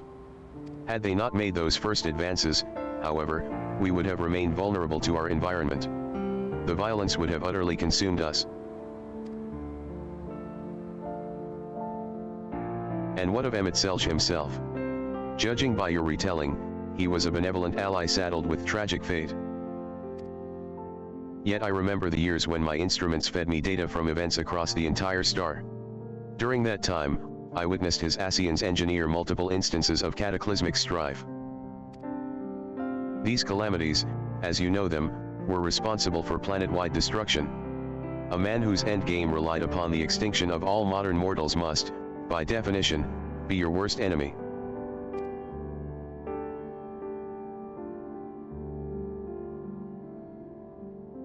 I require an answer. As a being of heart and soul, how do you classify each of these pivotal figures? From your perspective, which of them was most justified in their actions?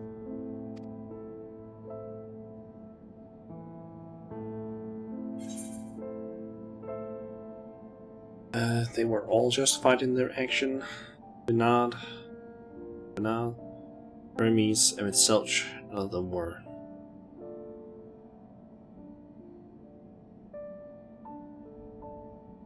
I personally think that they were all kind of justified, depending on, like, what they wanted to do. Hermes basically decided to, because of just how he saw the world, that, and because of all the things that happened, that, hey, Medion is gonna, like, start destroying stuff, so we want to trials basically see if we can prove it wrong. But now basically just had to try and, I don't know, I guess, save the world because of Zodiac, and had a plan on how to, like, also try and stop Medion, and then Selch, because of what he knew, was basically trying to do what he saw as, like, the right thing. They were all wrong in certain ways, but they were also all justified in what they did, in my opinion.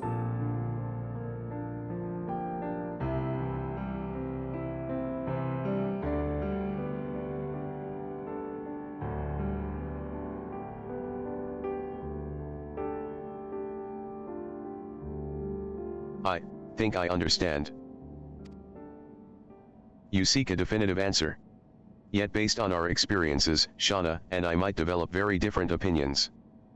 In the same fashion, you are free to form your own thoughts on the matter. Do not be so swift to consider them without merit.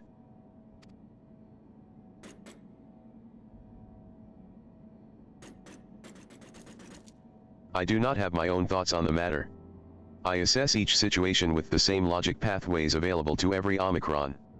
Even if 1,000 Omicrons were asked to analyze the same event, they would all return the same result, regardless of individual experience. There is no strength to be found in fractured reasoning. Nonetheless, I find your input valuable. Recording data alongside interview results. This concludes my investigation into the incomplete elements of the final day's report. I will reanalyze the accumulated information, and examine the factors which led to Sir's incomprehensible decision. Let us return to Thaumazian.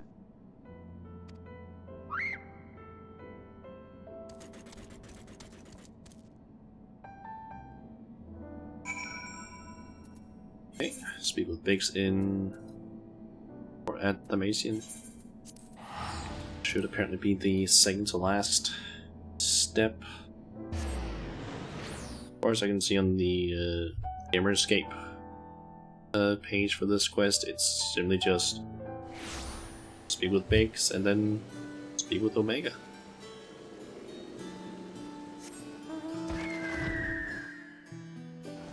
Same where Omega's gonna be though.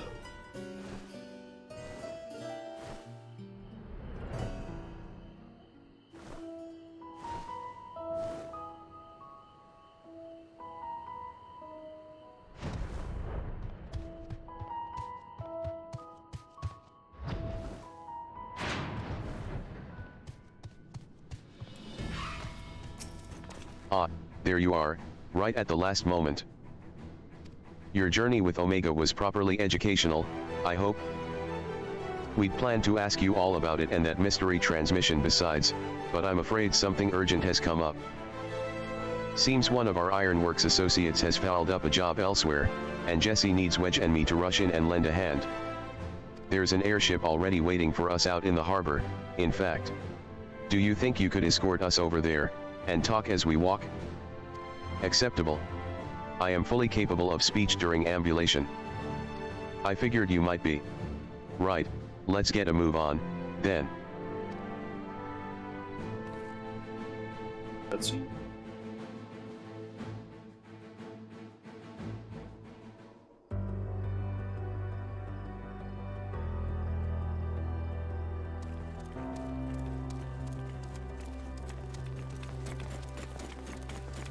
So, you've cleared up all those points of confusion, then.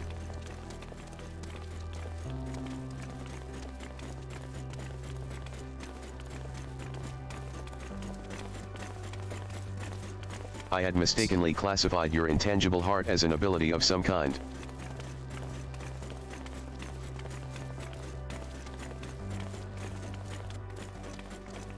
An uncanny power that Omicrons could neither learn nor even measure. This is one of the early versions of the Ultima Thule game, I believe. Even now, its full nature yet eludes my comprehension. Or the actual lyrics start showing up. Based upon our investigations, however, I have decided to alter my definition.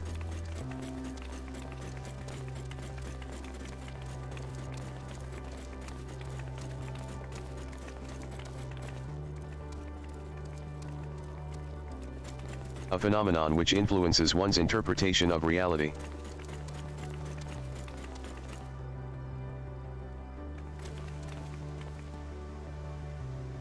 That is as close to an answer as I have found.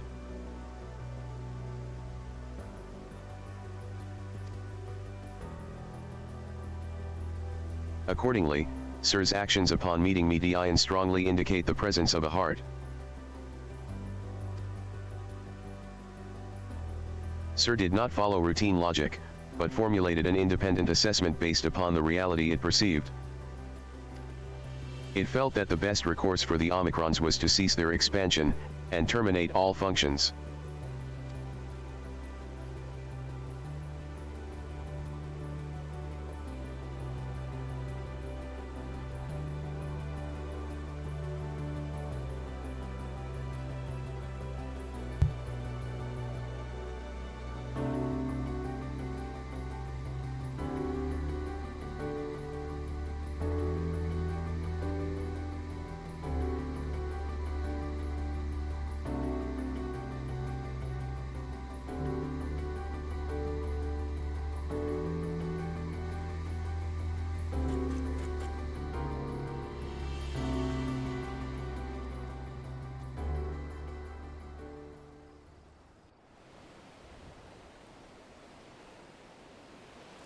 Gonna get told what the Well, message here's said. our ship.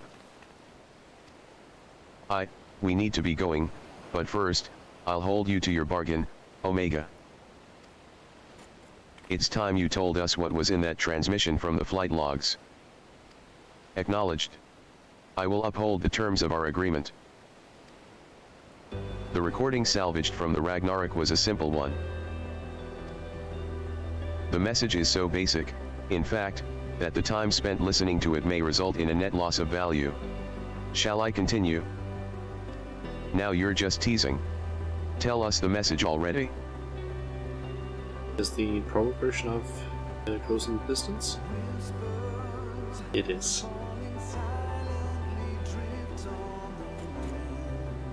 Acknowledged. Converting dialect coding to local language.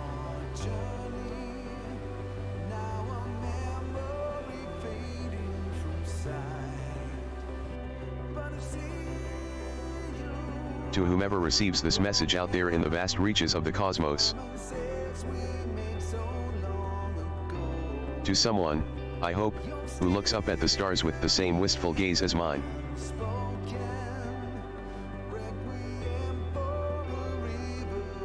To you I say, forge ahead.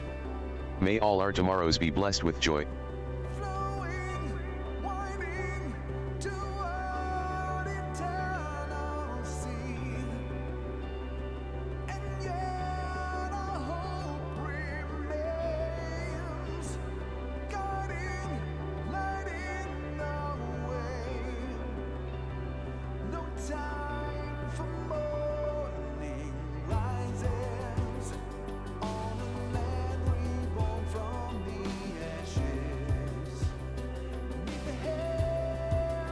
This message had no designated recipient.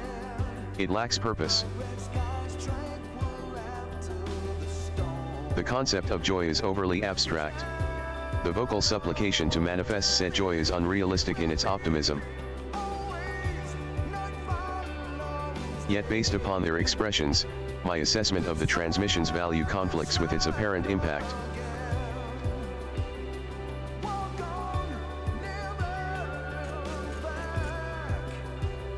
And still, I fail to understand you, sir. Your heart still confuses me.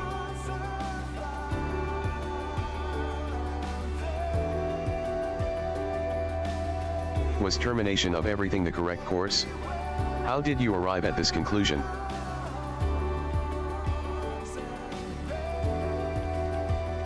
It defies all my attempts at reasoning. But I was designed to evolve. If I continue to learn, the probability that I eventually comprehend this phenomenon is greater than zero. So I will put the dilemma of your decision aside for now.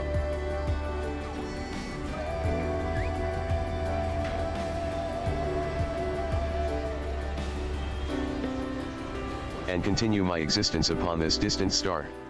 As I dwell among these many life forms, so will I continue to piece together the complete shape of their mortal hearts.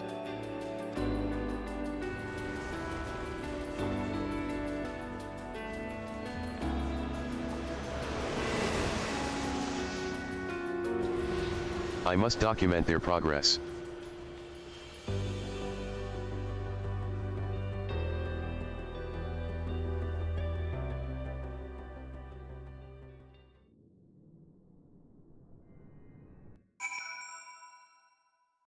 Close in Distance still just hits me hard. I'm still remembering back to like when it like properly played during the MSQ. I just started crying. Like I think I just sat like doing like running through the sub until we get up to like where Medion is. I just had like tears running down my face like for several minutes, just like because it just hit me so hard. I seriously love that song and I need to get that one. One problem is just I need to get like I think rank 10 or like I think he's in rank 3 in the Ultima Thule in terms of shared fate stuff. That's gonna take some time. Your contribution to my education is appreciated, Shauna. Indeed, I have amassed a satisfying quantity of valuable data. Now that our negotiated business is complete, however, Alpha and I will return to traveling the world. Drawing on recent experience, I am confident we can expand the radius of our ventures by a significant margin. We need not limit ourselves to Eorzea. I am now familiar with Charlian and Radz-at-Han, and would also like to revisit the freezing climes of Garlem. I neglected to instruct Biggs and Wedge to upgrade my climate shielding. I will reroute my request to Deputy President Jesse. Engaging ambulation and parting salutations. Farewell, Shauna. See you around, Alpha. Alpha gives a vigorous shake, and draws forth a scrap of paper from under his wing. Quay. It seems he wants you to have it. Perhaps this is his way of thanking you. Get flow together, orchestra roll.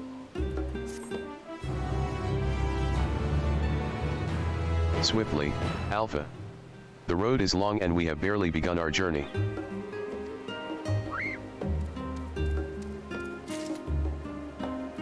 And we get a new game plus section, which I believe is Mega Beyond the Rift.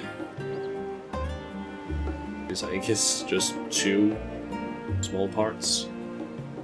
These 2 quests. Okay, so roll like it. Okay, let's see here. I guess we can go this quest.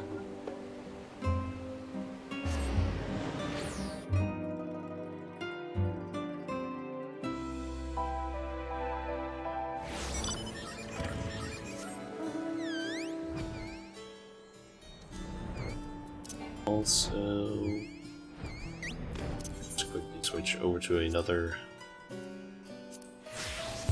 climber. I think most of the places I'm going won't necessarily need warm clothes.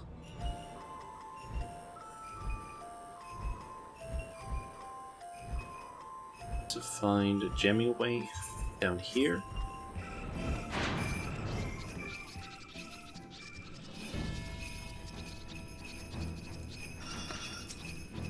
Shauna, I knew you'd come. Clearly, we have inquiring minds and a crushing need to be of use in common. Enerode, I'm pleased to report that the Ragnarok has already been prepared for our journey, a journey that, fortunately, will not require the massive quantities of ether that were necessary for our previous voyage beyond the stars. How can this be, you wonder? Hells if I know. Whether it is a parting gift from Mother, or perhaps the manifestation of Medeian's true desire, this vessel is strongly connected to Ultima Thule. So strongly, in fact, that it somehow simultaneously exists in both locations, here in Labyrinthos, and out at the edge of the universe. I guess that's the explanation for why they're in both locations. Also, there's Thancred. Ranji, what? Is this making more sense to you now? No. Well, it matters little. What matters is that we get to the other side and see what is troubling my dearest probe. On that note, let us be off. Just take me there. I want to speak with Ranji and Thancred.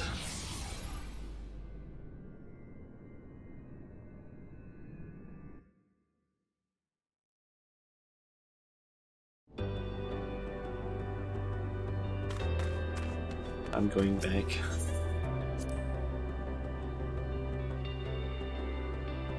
I want to speak with my 2 boys.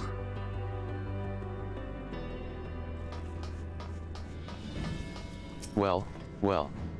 I know not what errand bringeth thee hither, but thine is ever a welcome presence.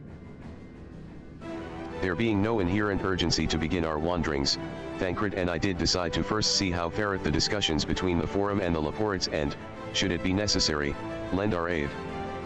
Isn't this guy is about to get started on Ultima Thule? In exploring the uses of the moon and ventures beyond the star, soon or late, other parties will inevitably seek to be involved. We must needs ensure that the tendrils of dark designs are not permitted to wend their way into this endeavor. Ah, fancy meeting you here. Come to look in on the starship, have you? I must say, it already feels like an age ago that we enhanced the vessel's ether burner and then rode it forth unto the great unknown. Sometimes, I find myself gazing up at the starry sky, wondering if it was all just a dream. Once behind you, even the grandest adventures become but a memory. If it isn't Shauna. How have you been feeling? No dizziness or nausea or some ailment or other after the journey? In particular, if you're having hallucinations, it may mean that an alien life form has taken over your brain, and invasive surgery will be required to remove it. That was a jest. Did you like it?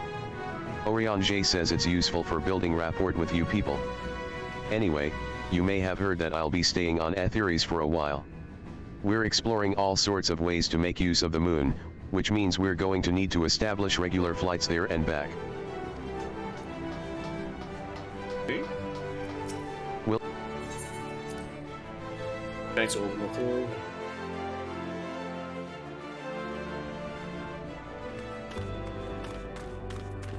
See what's happening. See. The Ragnarok exists here as surely as it did, and does, back in Labyrinthos. With the vessel forming a conduit of sorts, we may also easily teleport between the two locations. Convenient, wouldn't you say? Precisely because the locations are so indelibly connected to each other, however, I fear that whatever has triggered my probe's distress signal has the potential to threaten Labyrinthos as well. And so I would investigate without delay. Let's see, now. It would seem the distress signal is coming from base Omicron, not far from here. Let us hope my automaton friend can enlighten us further as to the situation.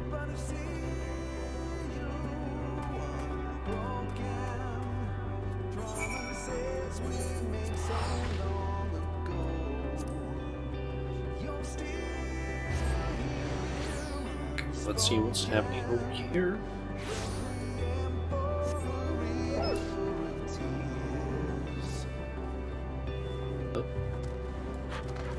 There's N7000. Reading database. Organic life form identified as Majula, Shauna. Initiating standard greeting protocol. Hail, Shauna. Ah, Shauna. This is my precious reconnaissance automaton. And yet, it would appear this good-for-nothing bucket of bolts has gotten his oily paws all over it. Pray stand by for a moment while I give it a good talking to.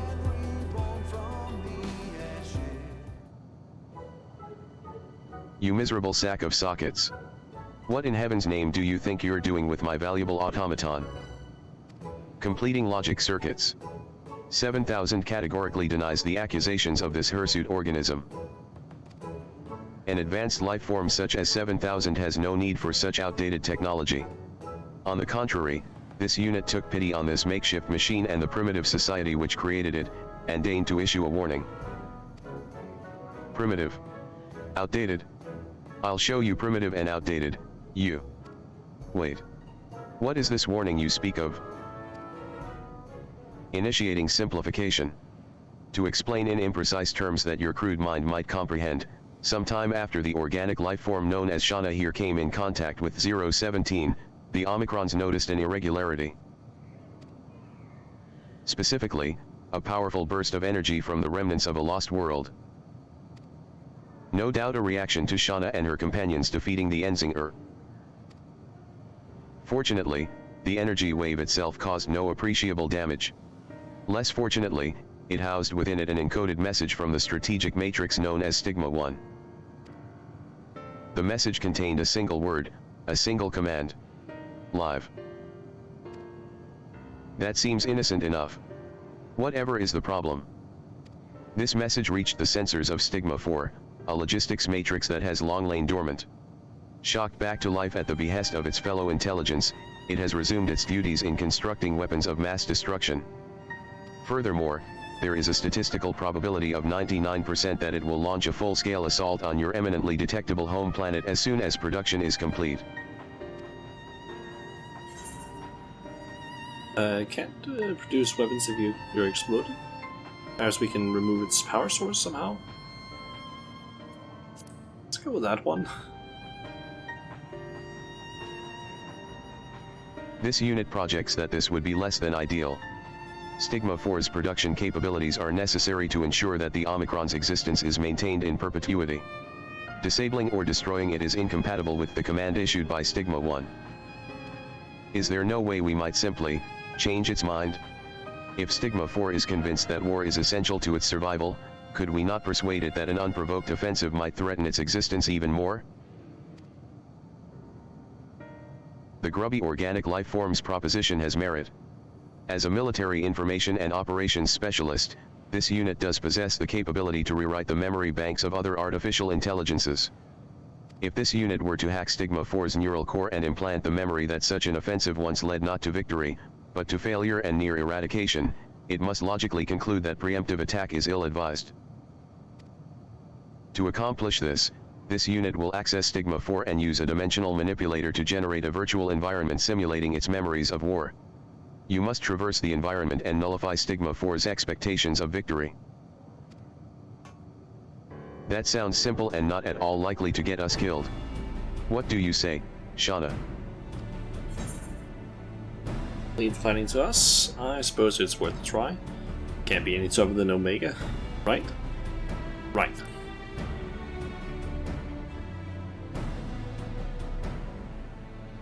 Commencing Strategic Operations Protocol.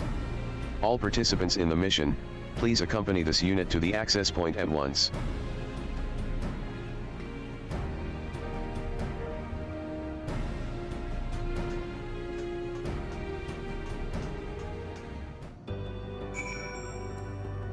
Okay. League with N7000.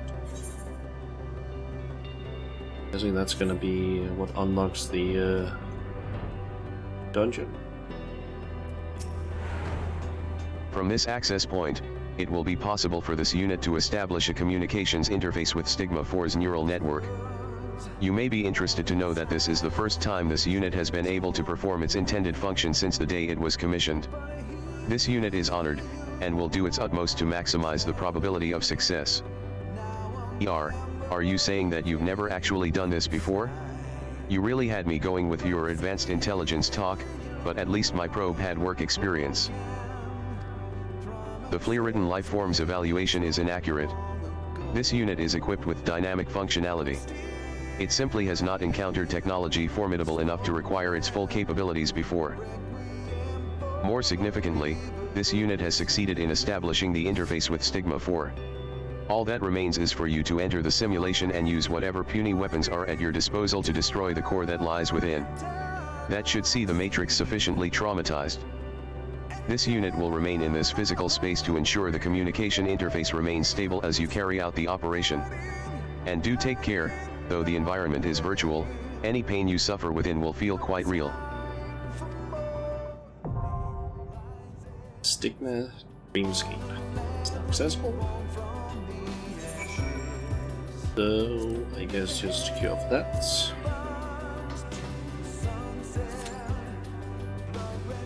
In less than 5 minutes. Also, let's say okay amount of stuff you actually get from those. I guess it's the same as the dead ends. I can be able to call again.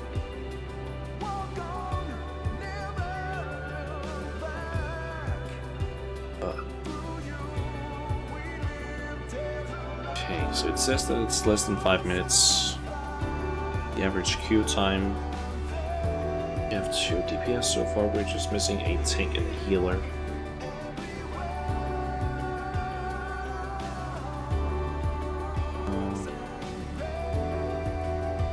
Could in theory also go and rest in the quest for cutting the cheese. But that could potentially get interrupted very easily. If the queue basically pops during that, especially if there's a cutscene.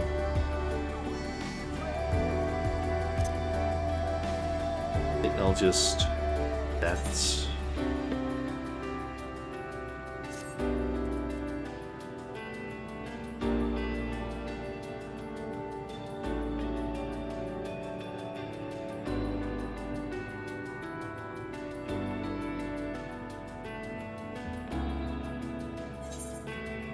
Is there perhaps any... Let's list of that. No, no party finders. Seems.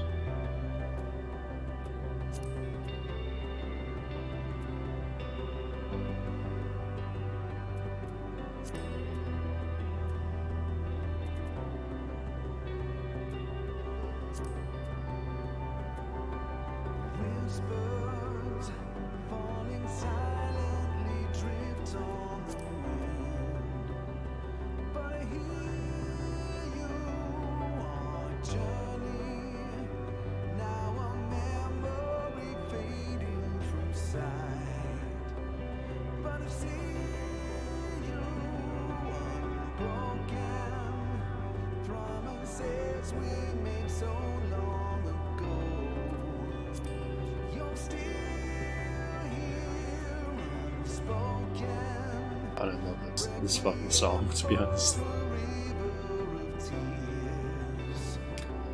But yeah, I actually just remember something. I don't know if I mentioned it yesterday, but I actually managed to get the final spells for Blue Mage here the other day. I think the last one I was missing was Phantom Flurry.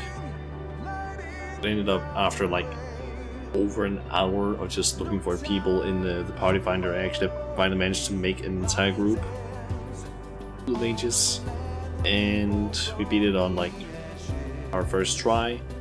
Only problem was just that one person ended up actually by accident apparently using accidentally used Final Sting right as the fight was about to end. So they died and didn't get the spell, so we just ended up like queuing up the rest of us as our normal classes and just went through it really quickly. Yeah, that was a pretty nice run with it. The only problem was just that it took like over an hour. Like the queue or the time you basically have that you can have your like this thing up basically ended up running out because there's like a limited amount of time it can be up, at which point you basically need to put it up again. And it took a while. You can see that someone is looking for people for health gear now. Phantom Flurry.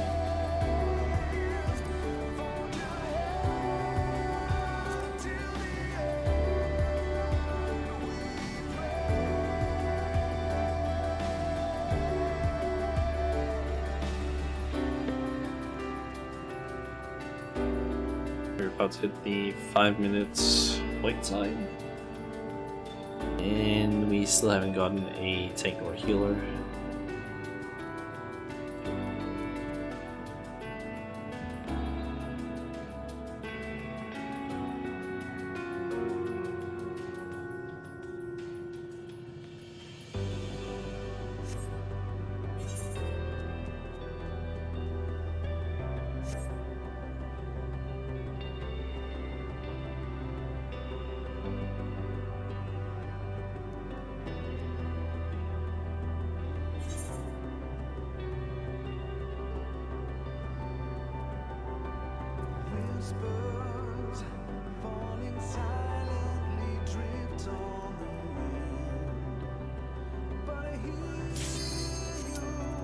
Go. The question is just if I can actually figure out the mechanics in this one, because I have no clue what the mechanics are or how this place even looks.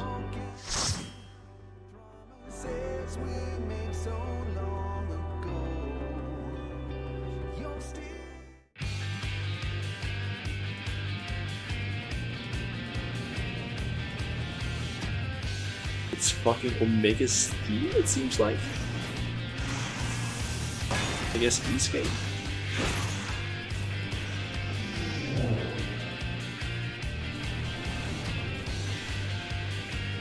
It's gonna have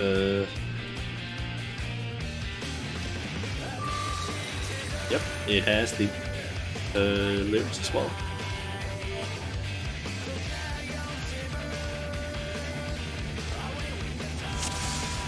Projection into simulated memory confirmed. You now witness the final war between our kind.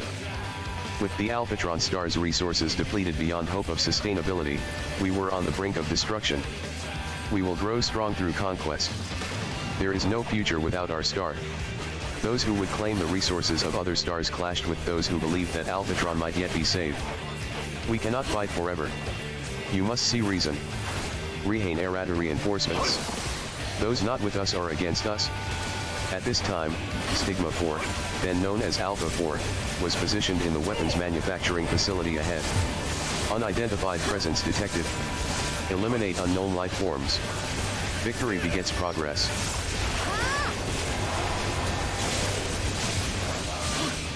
Just gonna do this, I guess.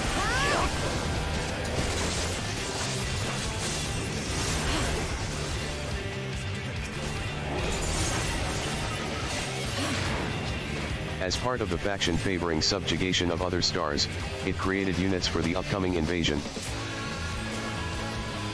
Like they're using escape is fucking Alert, nice. It's your such a good presence has song. been detected.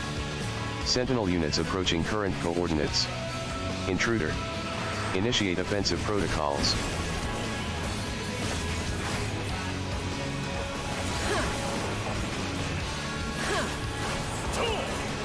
Now approaching command sector. Accessing administrative memory to disable security system.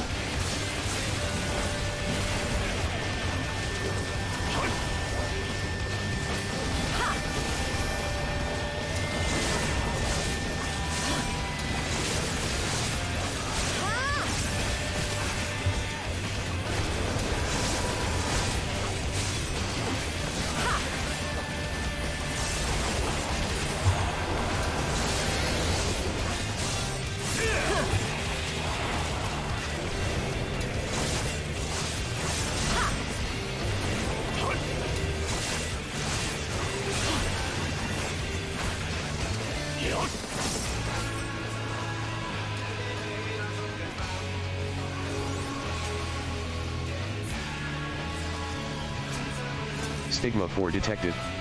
Eliminate the unit guarding it and destroy its core. Proto Omega.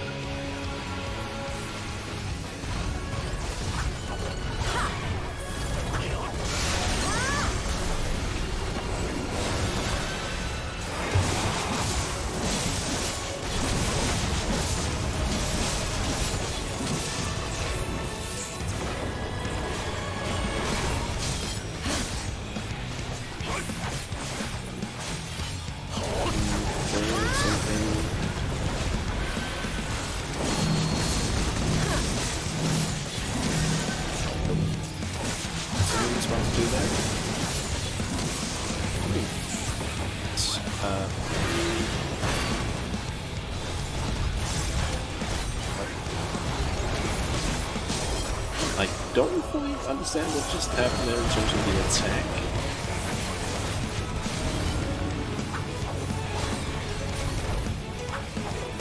Two people have missiles on them. Guessing they're supposed to make sure it doesn't explode near us.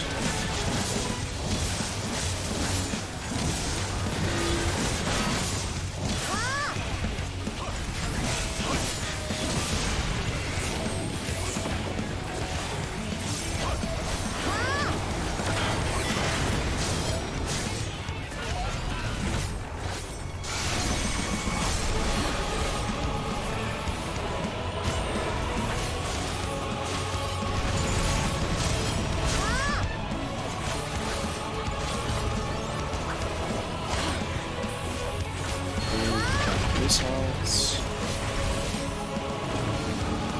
This activates those.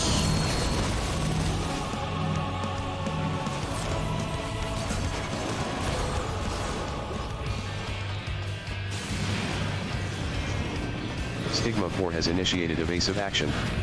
Establishing connection with next memory region. This memory region reflects our people's first encounter with another star, the subjugation of Gordhona. Our objective was to obtain the rich mineral resources of the Gordhanite asteroid belt, by any means necessary. Weapon systems online.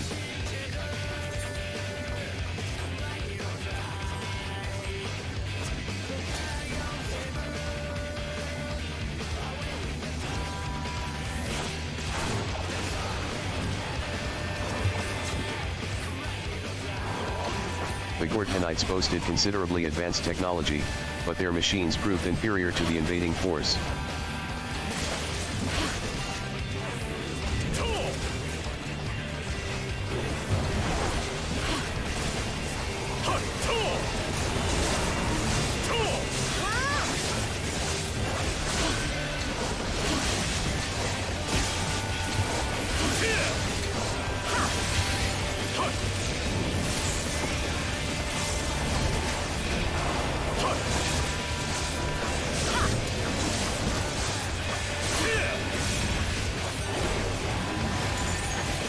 Configuring data stream. Neural pathway connected.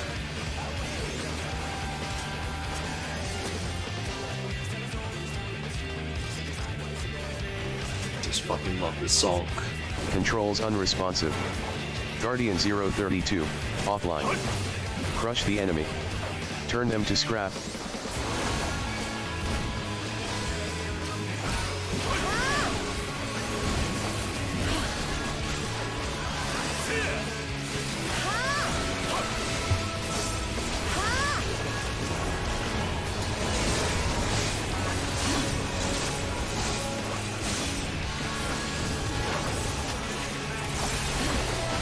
Why do I keep getting to use Soul, or whatever that attack is called. Harvest Moon. I don't forget to use that.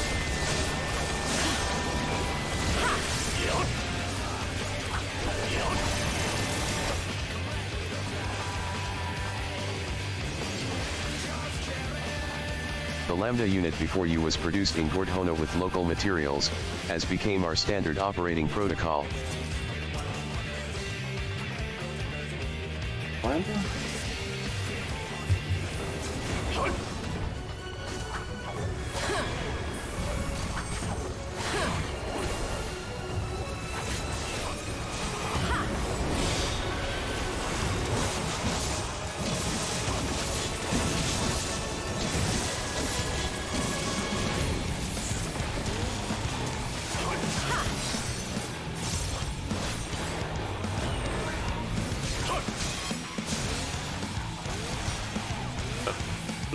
Spot there.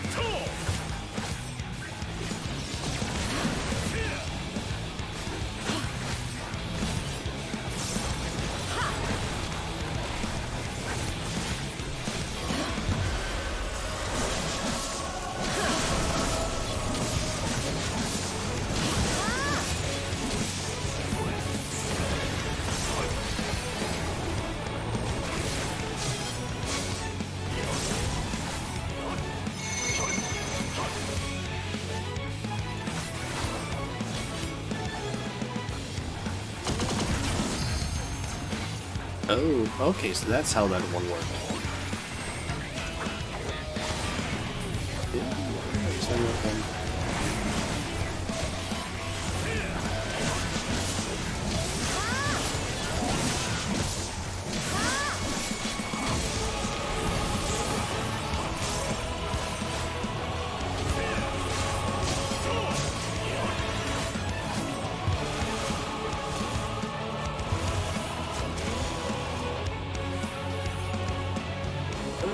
and nothing else.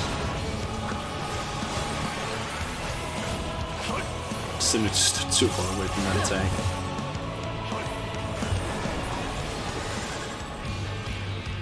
Stigma 4 has retreated into the next memory region. This unit requests you pursue with all haste.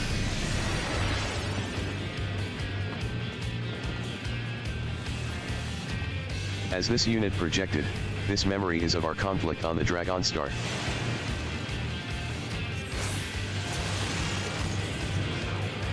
The Dragon's assault has created a breach in the barrier. Infiltrate the facility.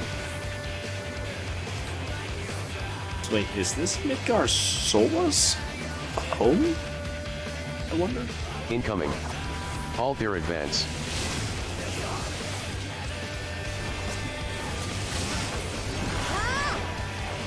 The dragons were our strongest enemy, and it was through their capture and study that Stigma 4 learned the principles of adaptive evolution. Yes.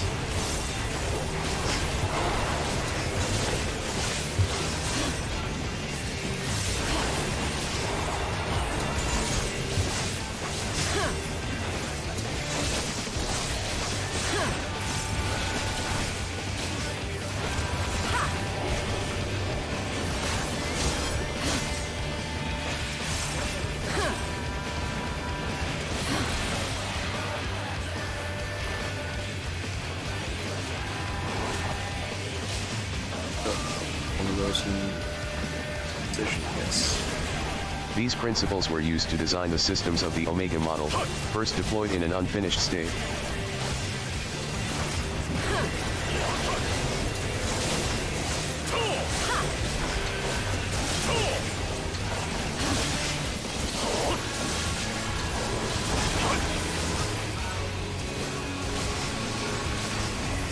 That's right. See you. Something that's possible with this.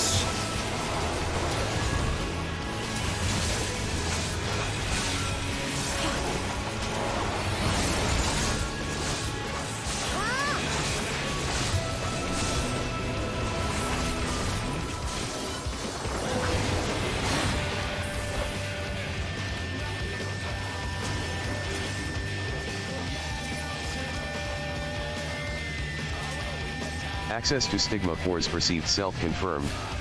Destroy this core to overwrite its expectation of victory. It wasn't this short, to be honest. Or it might just be that we're actually doing pretty well in terms of getting through it. Seems relatively short.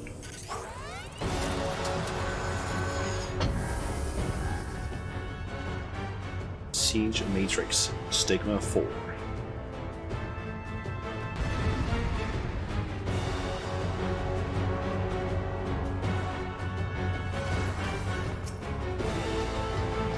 Intruder detected.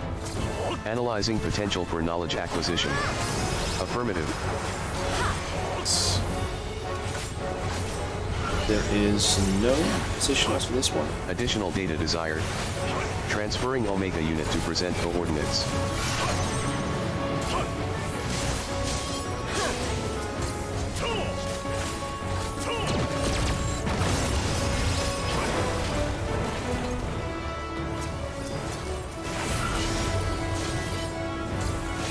Recalibrating threat levels. Deploying Draconic Specimen.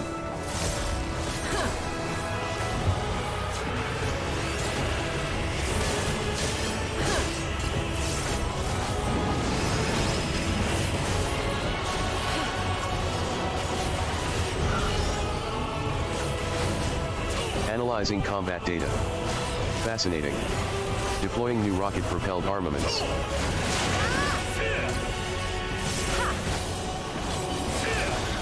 Capabilities exceed expected values. Initializing transformation sequence.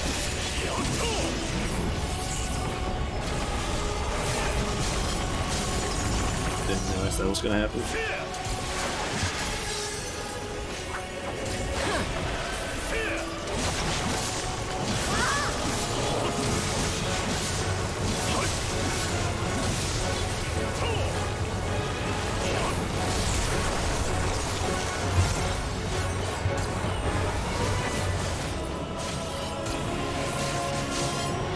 Basically see what he's going to be doing in terms of damage. Neural structure of hostile life forms analyzed. Stand by for interruption to combat functions.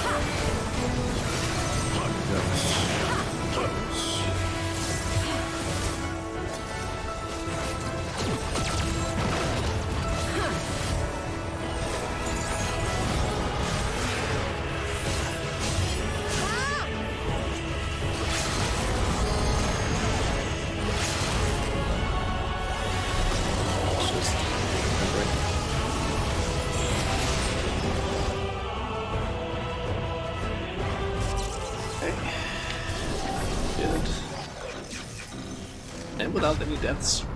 I might have fucked up a few mechanics, but it die.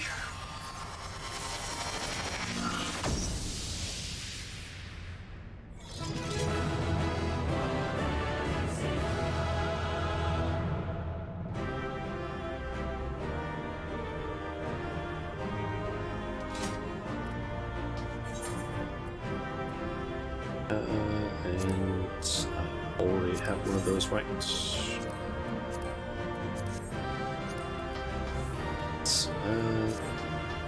Gonna get that.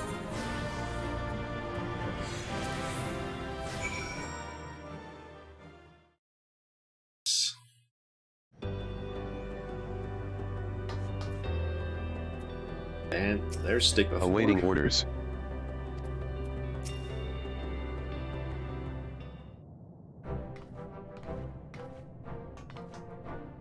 Operation status, success. Stigma 4 has abandoned its military offensive. 7000 submits new orders to Stigma 4. Stigma 4 is instructed to immediately cease production of all weapons and attack units, and initiate production of diplomatic hologram units. Analysis of memory data complete.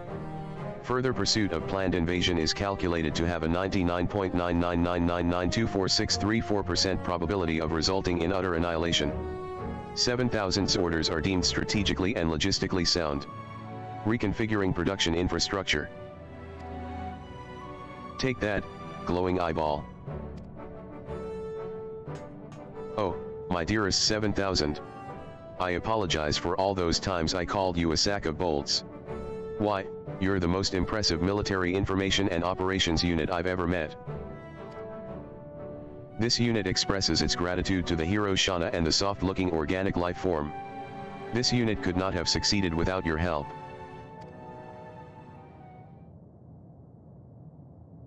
This also marks the completion of this unit's duties. With the invasion halted indefinitely, there remains no military operation or conflict requiring this unit's functions. Preparing to shut down and enter permanent energy-saving hibernation. Shut down? What nonsense is this? Did you not receive an order to live just a short time ago? Eternal sleep doesn't sound like living to me. Come on, Shauna. Say something and set this bold head straight, won't you?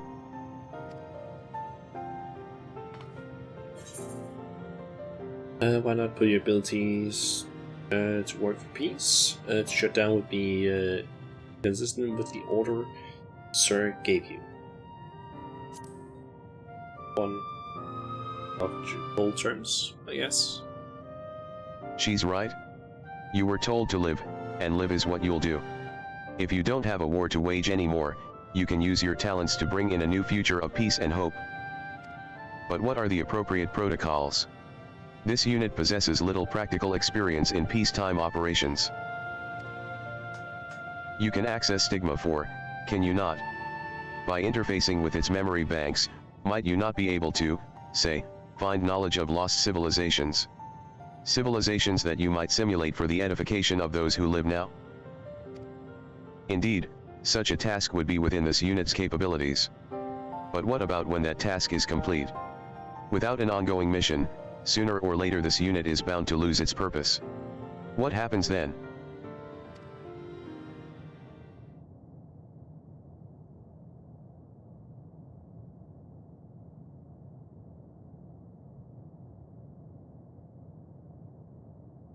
Well, let's see, now. I suppose you could always open a cafe? Back in old Charleyan, there's a fine establishment called The Last Stand. People gather there to share food, drink, company, and reasons to meet again. Shauna delivered her world from the brink of despair, and helped people dream of a brighter future once more. What if we could do the same for the other civilizations Median found? This unit finds the furry lifeform suggestion difficult to process. And yet, realizing accurate simulations of myriad civilizations, including those the Omicrons have not encountered, would undoubtedly challenge this unit to the fullest. It is a reason to remain active for the foreseeable future. Precisely. See. I knew I was onto something here. Speaking of here, Shauna, do you know anywhere nearby that could use a good cafe?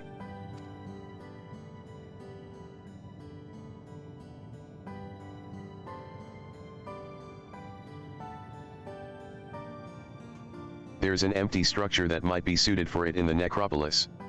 Well, why didn't you say so sooner?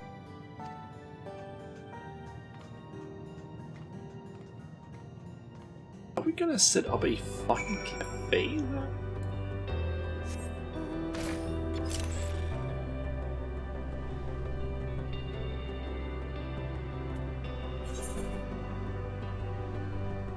It's up there. That actually makes sense now that I think about it. But still, what?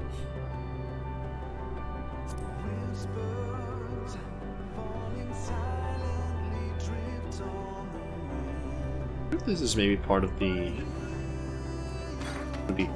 whole tribe quest with the Omicrons. That's apparently gonna come out in like 6.2.5.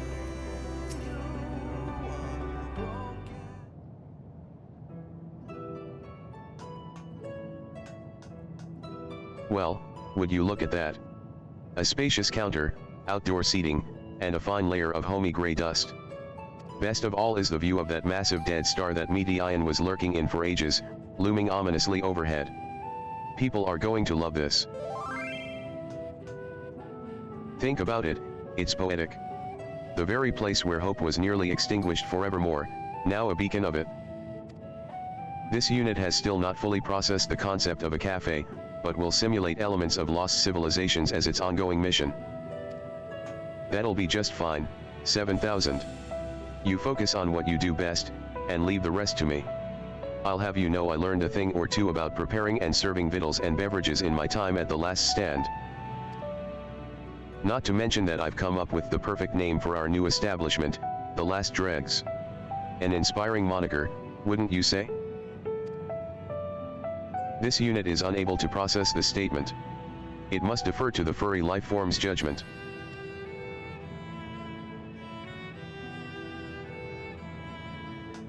I'll take that as a yes. Now, we had best get to work. There are many preparations to be made before we're ready to open for business. You're more than welcome anytime, though, Shauna. Oh, and please tell the other Laporids I'm not dead.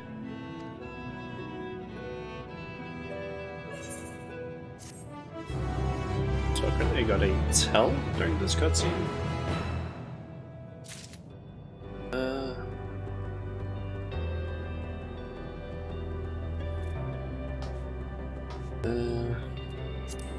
It was someone trying to ask how to unlock it.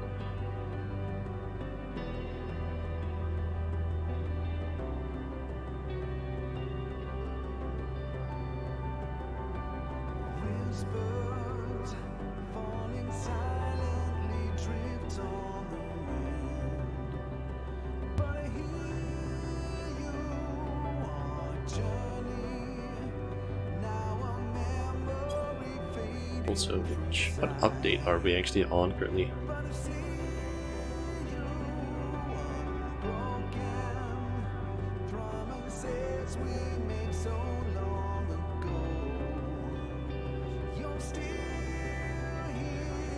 We're in 6.21.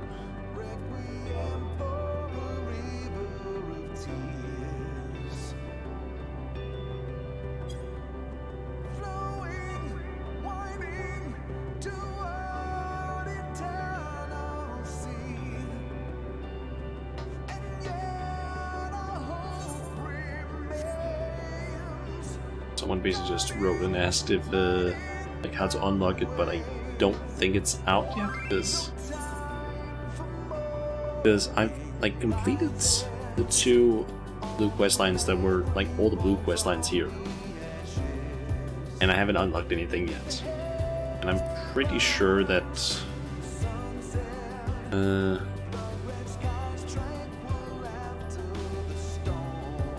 search for Omicron travel quests. Yep, it's 6.25 that it's released in. So not out yet.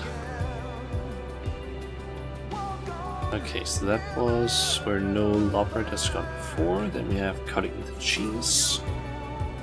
Do.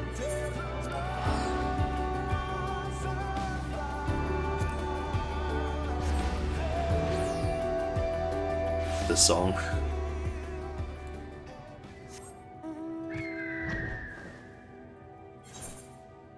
Okay, so head up there. And I guess just unlock and do the dungeon.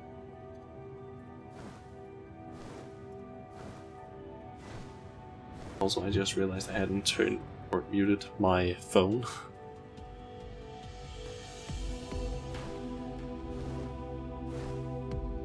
Hear the weird ass head up here.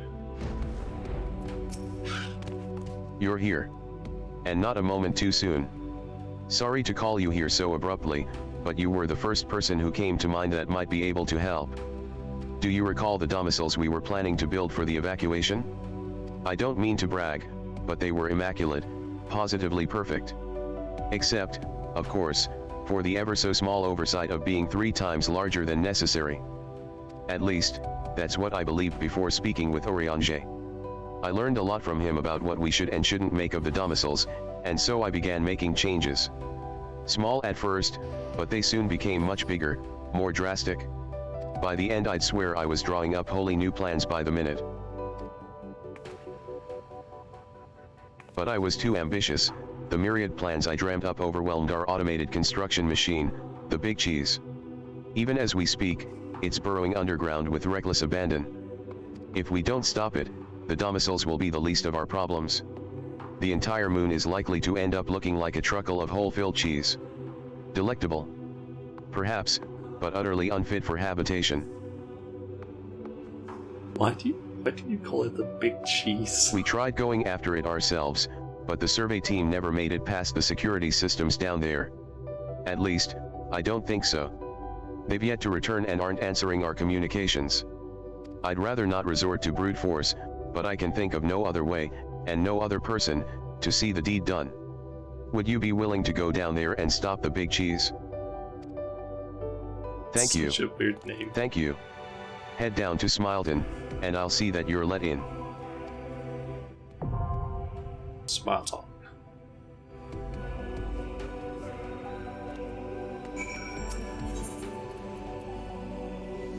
Okay.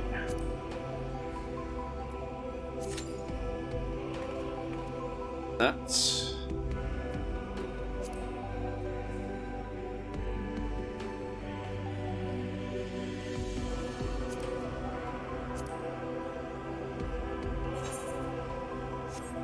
Well, I guess I can take a look at what else I could potentially unlock. Let's see. We have some quests we can do after I've done some more of the hatchery scenario quests.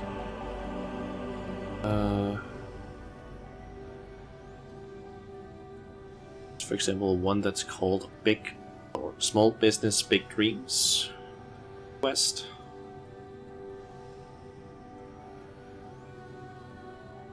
Oh, that's Tataru's Grand Endeavor. That's the one. Okay. Let's see, what else do we have? We have... Still have Stone Sky Sea that I can unlock by doing a place to train in Razathan. Let's see. And there's also just more dungeons that I can unlock. As far as I can see, there is 2 dungeons and 1 trial that I can unlock by basically doing the MSQ. And there's also, of course, Svardelas, or as I believe it's called, what's that one called again? That Pandemonium. That's what it was called. Or I guess if you were to try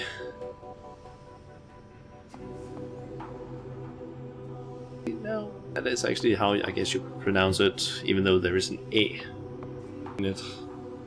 It's the English letter, but yeah. Yeah, I'm not gonna be messing around with that stuff yet. There's pandemonium raids, there's the... what's it called again?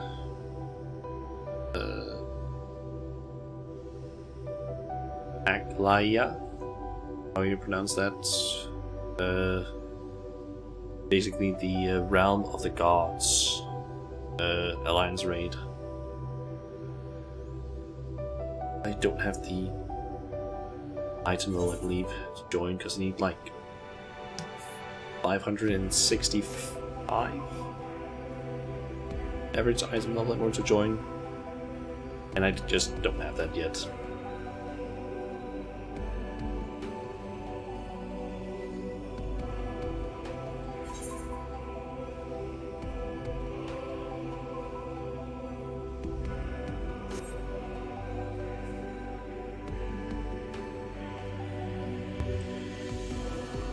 So we have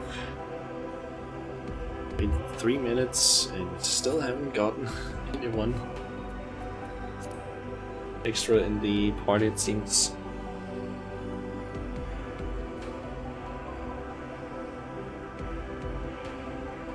Just curious now, how long did that dungeon take before?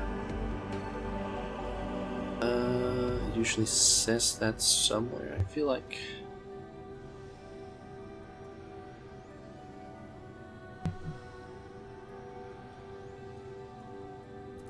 at least they usually have like a completion time, or that's not the case after all. I do have this one though I can check off, so the most I can get with that current setup is 2 lines. You get one there and there. Try and shuffle. That doesn't really much either. 1 line with that. Shuffle again.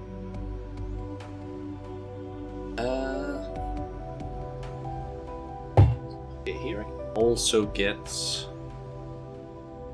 2 lines. What's a carve again?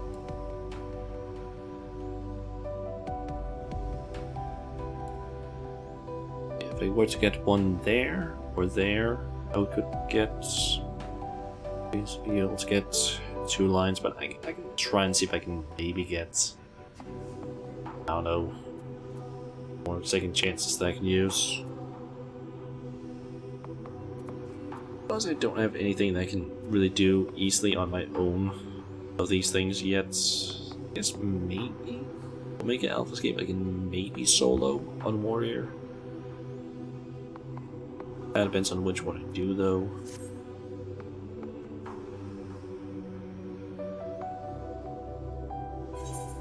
What fight is it again in that one? In Alpha Escape.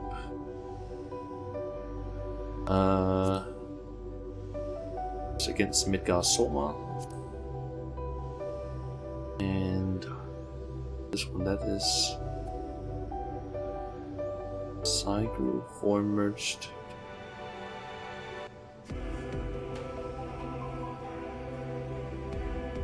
Don't remember which one that is. What I'm fighting. And there's of course Omega and Double Omega.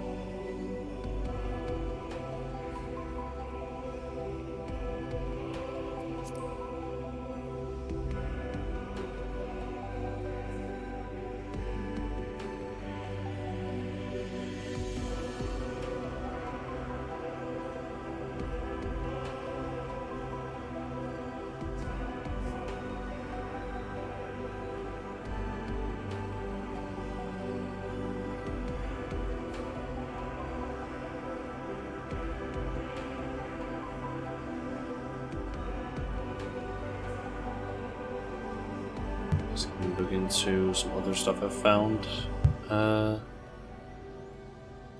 So I basically found out that on a website that I use really often, called FF14 Collect, it basically has apparently a list regarding the apparently under their tool section they have a list basically for the material containers that basically just shows what items have you got, essentially.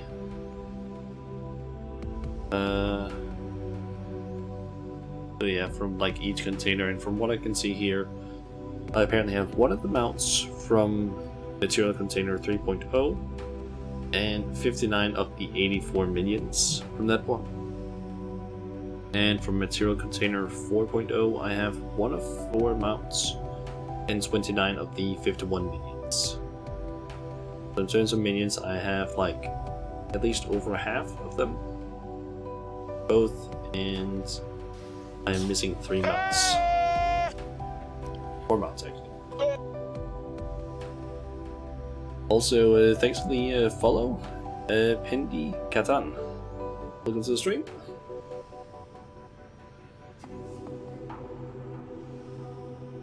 How have you been today? Personally, just waiting for a queue to a dungeon to up so I can actually complete a quest. Because I kind of want to get that quest completed before I do anything else, because yeah, might as well. It's just that it seems like not a lot of people are queuing up for this one.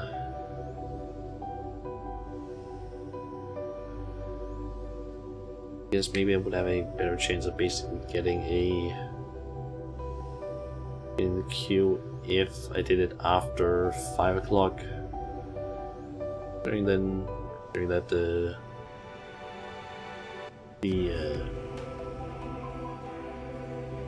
what is it I'm trying to think? The duty roulettes would basically have reset at that point. So it could basically yeah, have a higher chance of basically getting some people that did this one.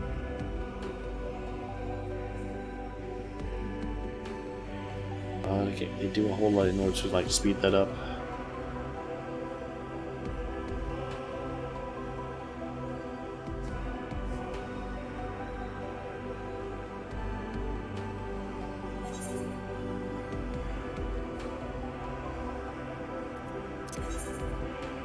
Progress again here.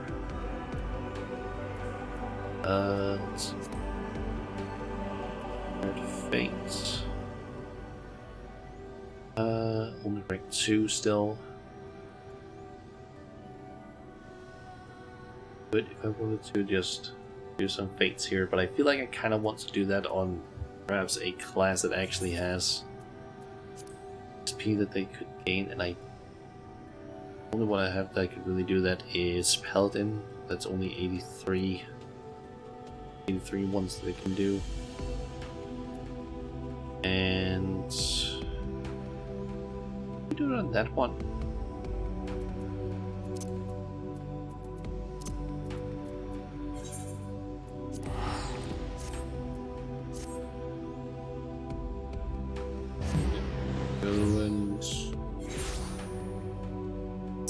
I can try and see at least how easily I can do this. Fate. It's just one of the like kill X amount of enemies.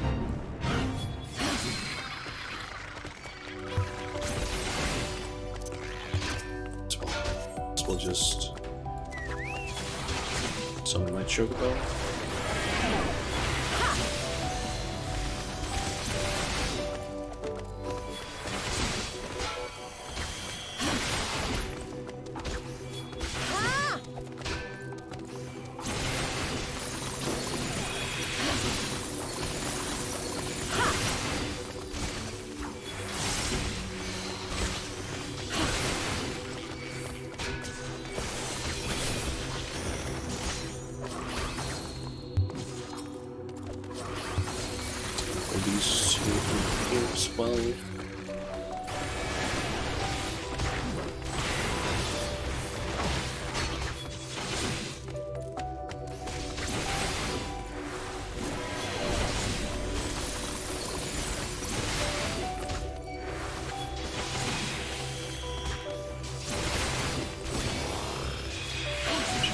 on tank stand side of the Chocobo taking all the hits.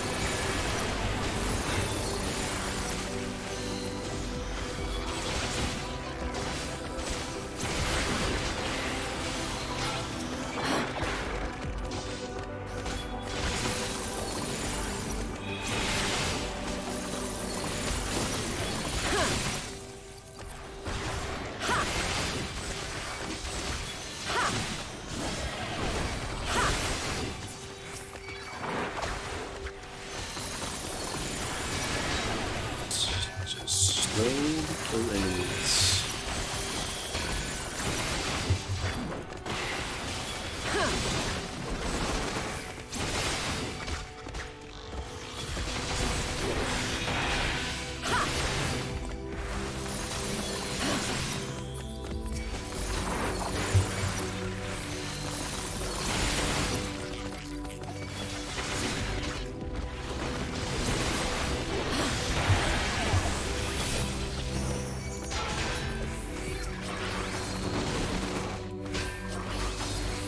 Getting relatively close to basically killed enough. Yep, I just need to kill one more, I think. Yep. So got the Q as well at the same time. So into Smile Time.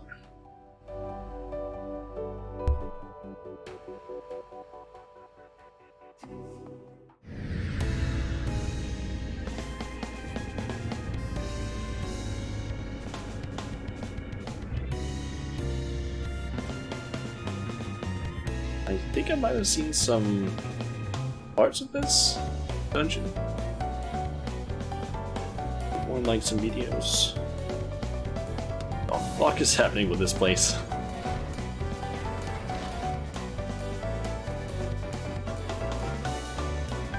Got a tank, I guess, in full armor there.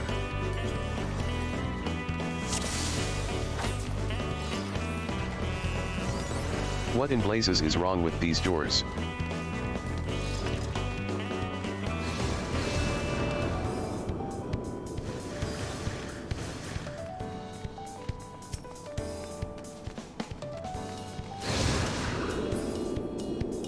So we just go through a bunch of here's doors.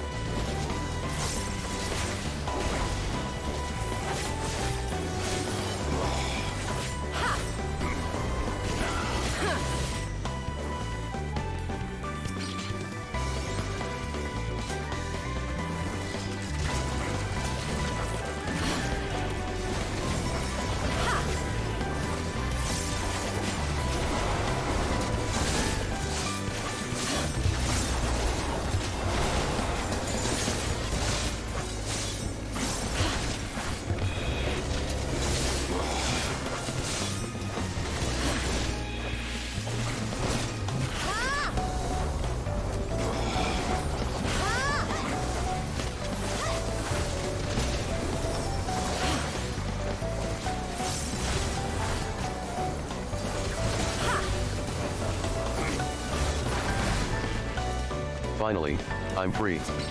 I think. I hope.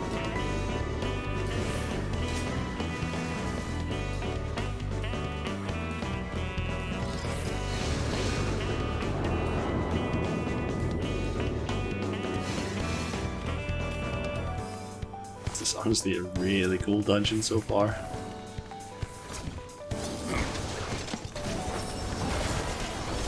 I'm wondering why we're not pulling more enemies.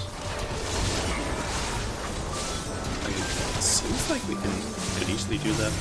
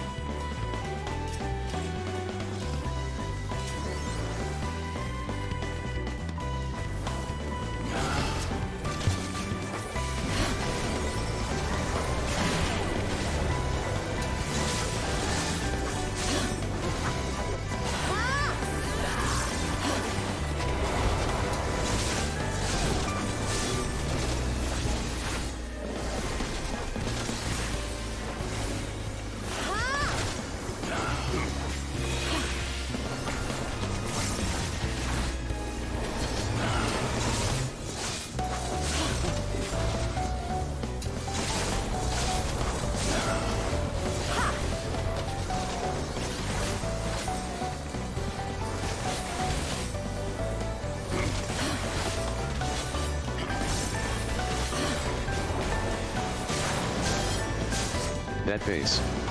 That horrible face.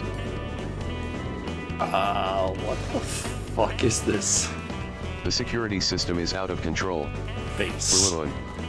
Don't let it catch you. Welcome to Smileton, intruders. Please enjoy your stay, it will be very brief.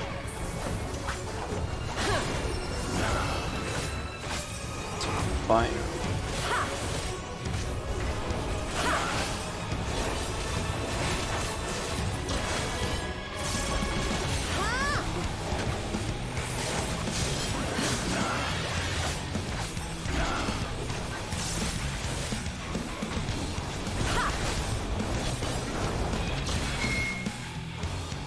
I think I kind of understand what you're supposed to do. You're not supposed to get too many stacks like this.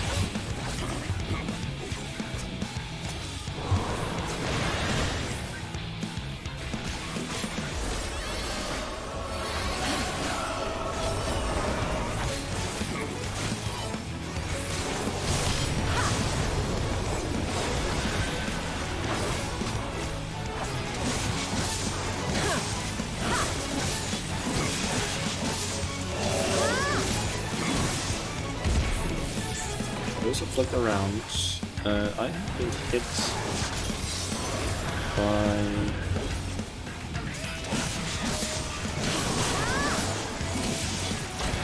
blue one, so I need to make sure that I don't hit my red one.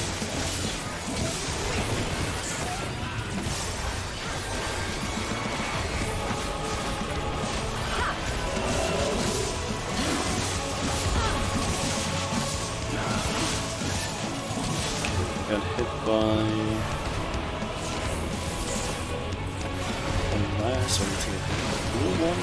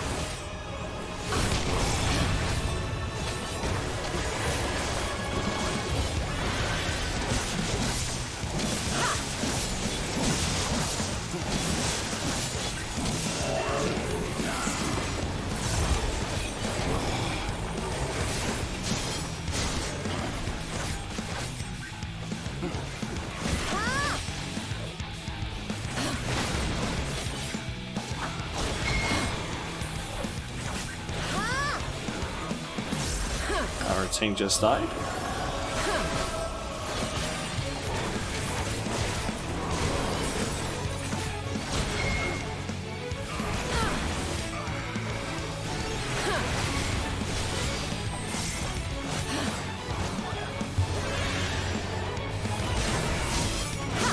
Yeah, and I cannot survive a tank buster. There's no way.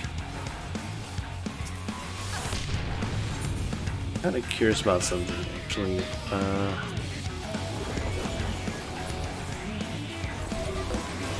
That problem here? That's not the problem. At least we have a red mage so they can at least res us without too much trouble.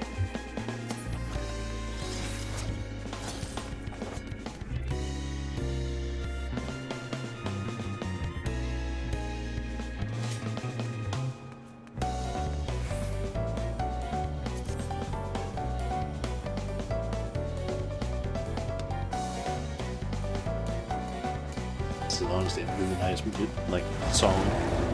What the fuck? Please, oh please, let this way lead out.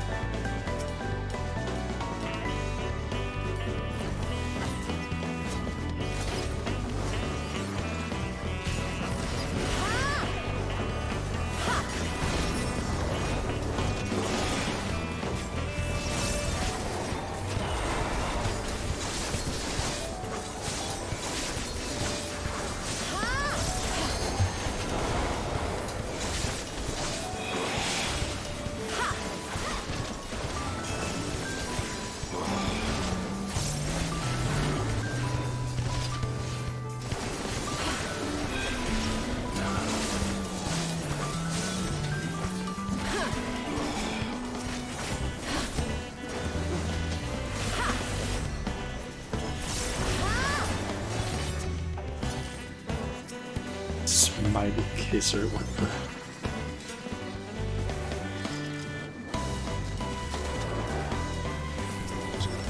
That's...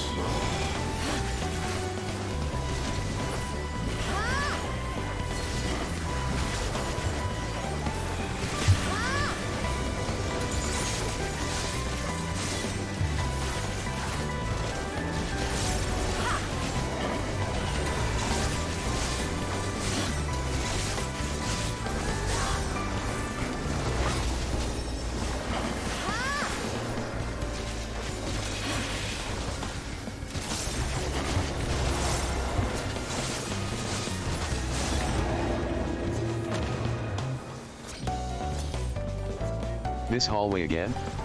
Ugh, I need to get out of here.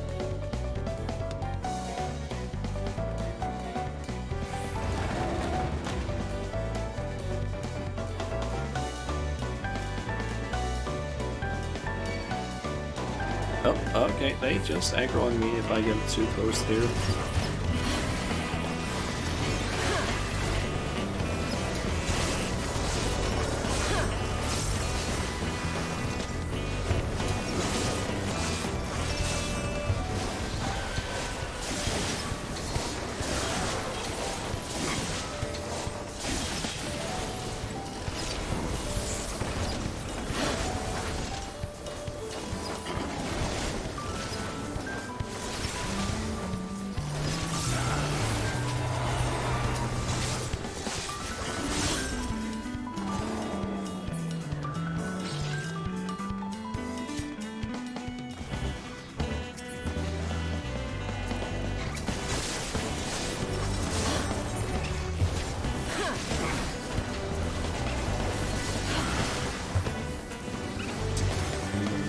Yeah.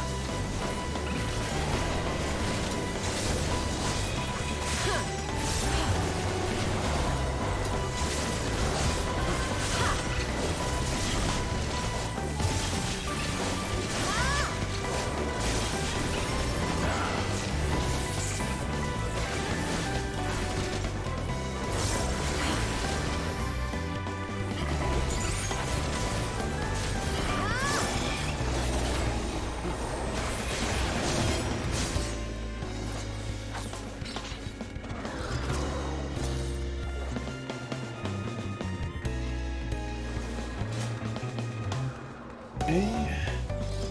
Brain worker. Intruder alert. Intruder alert. Initiating extermination protocol. Saw. Just generally. Initiating brain worker scan.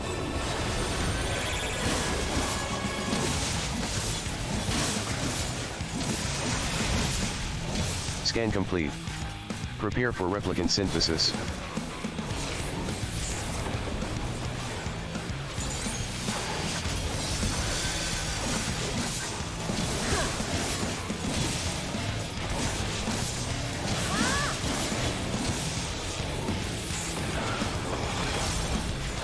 Did do what I thought it was. It would basically just do the same attack. Those.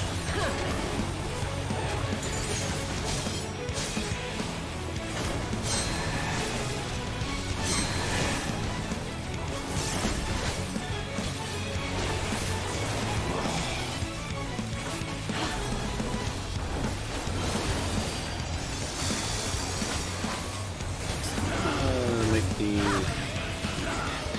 directional things there. Oh, oh.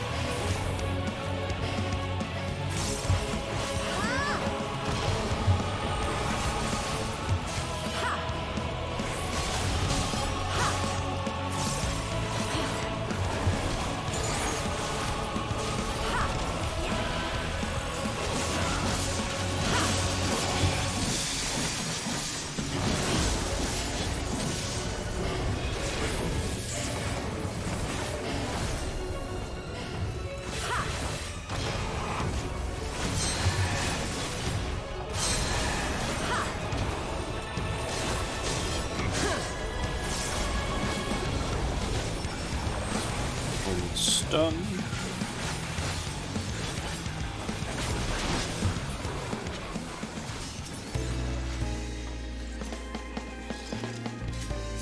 Bracelet that is better than mine.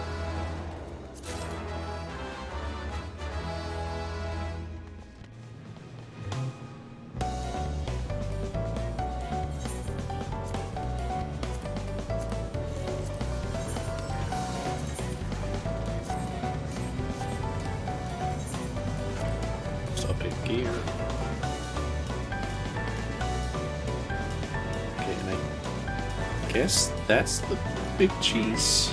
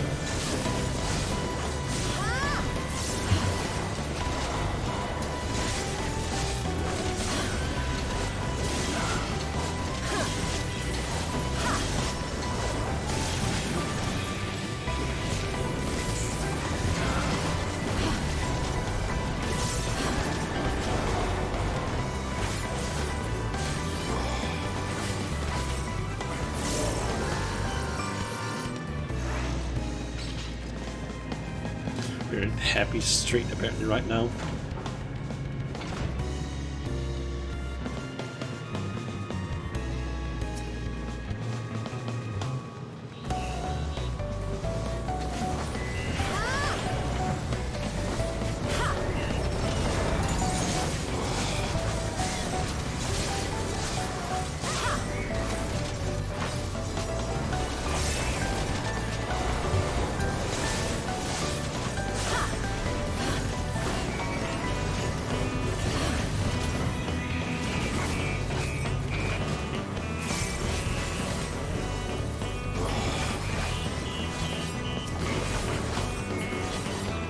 dungeon. Have I done the unboxing? Not yet. I basically decided to wait with that until near the end of the stream since I didn't want to fill my entire inventory and then have to deal with trying to basically clear it afterwards. Since I basically want to like do a few things in the game in between, or during the stream at least, and didn't really want to have to deal with clearing an entire inventory of just mounts and minions.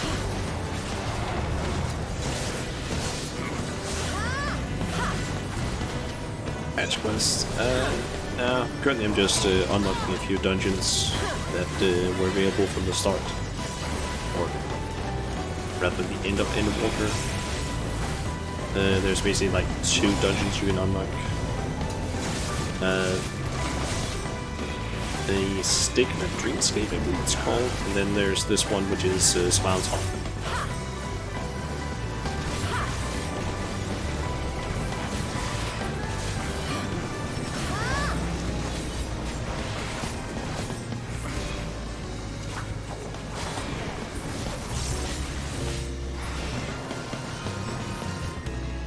And looks like we found the big cheese, as it's apparently called.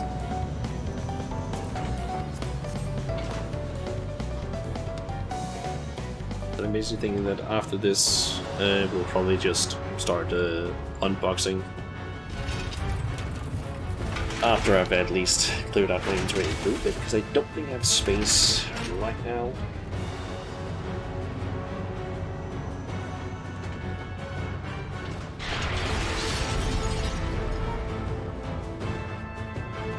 So, is this... Yep, that is the big cheese. And, yep, looks like... Warning, you have entered the killing zone. Please stand by for bomb detonation, and remember, safety first. So... Not any propaganda positionals in this one.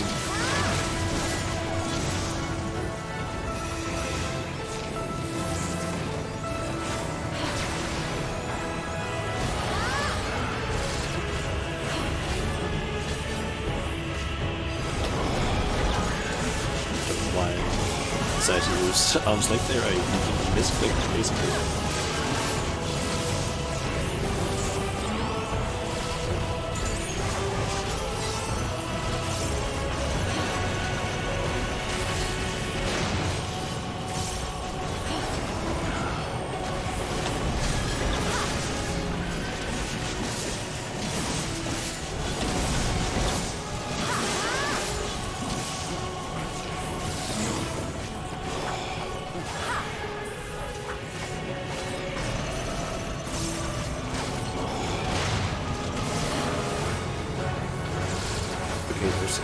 That's apparently what the left disassembler does. Basically just blasts down the left side, I guess. I have been authorized to eliminate all visitors with extreme prejudice. Apologies for the inconvenience.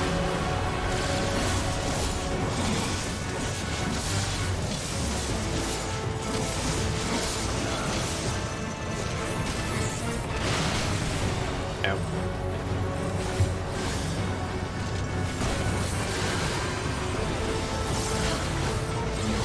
God, this paralysis is annoying.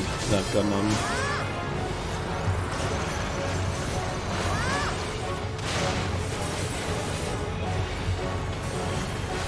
Yep.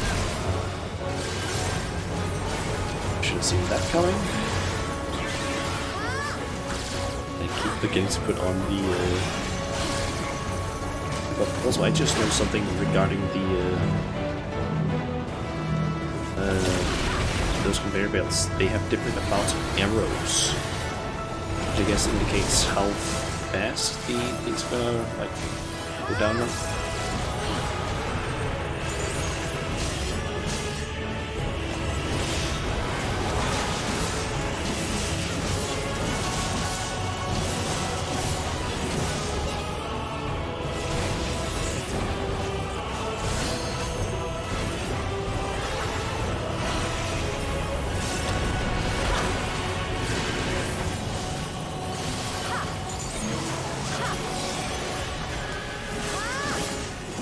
guessing this side will go faster, which leaves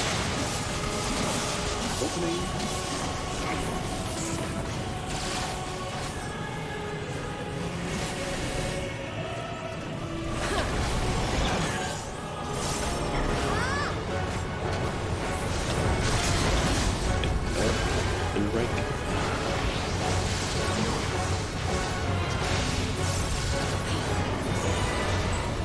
There we go.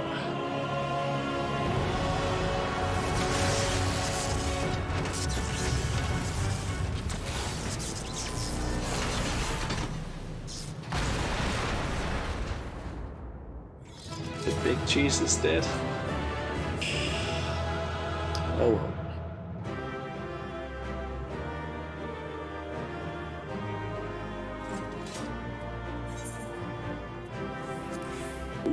Carrots of happiness. And that we don't have. He'll get a commendation of that. And I didn't get anything. Oh well.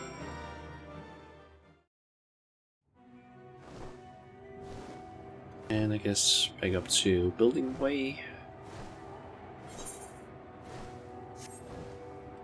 And complete the quest.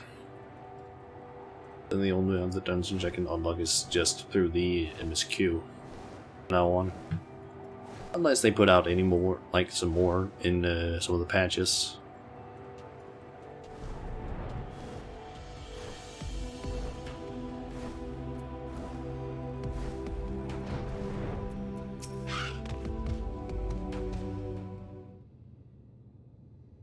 You're back. What happened to the big cheese? He did. It's gone? I suppose that's a mite better than the alternative. And you say the survey team is safe? Oh, thank heavens. Smileton was meant to be a paradise, and the big cheese its architect. It was designed to learn what it is that makes people happy, and make manifest whatever we could dream up, no matter how seemingly impossible. But I've been unduly fickle, every new plan contradicting the last. I fear my indecisiveness overloaded the big cheese, and it lost sight of what true happiness is. All I wanted was to make the people of Etheres happy, and look upon their smiling faces. Still can, just take your time, think things through, and all will be well. Have you considered visiting residential areas on Etheres for inspiration? Go with that one. Would help.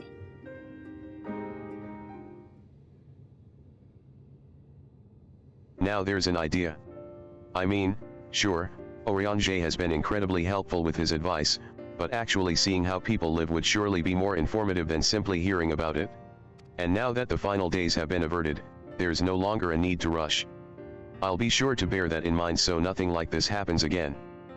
Perhaps I'll start with something simple like furniture.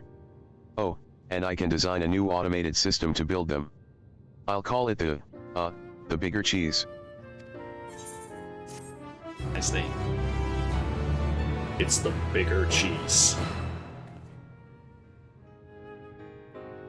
I wonder if it's gonna zoom out and just show the giant face thing. Yep.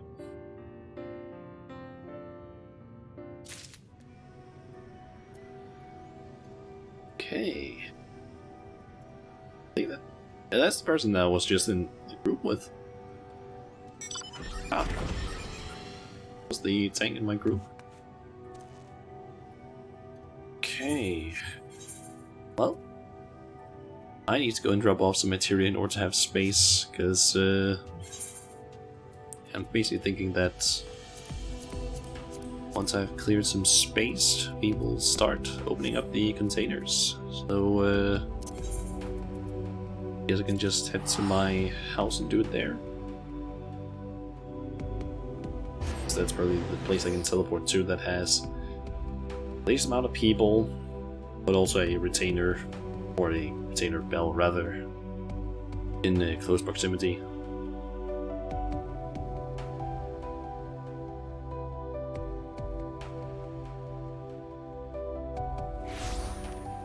Someone in the FC just wrote, "I want to hire a hitman on an NPC." I wonder why. We also just quickly do these. That might be it. There's. I think that's the same as well as my Paladin's shield currently is at.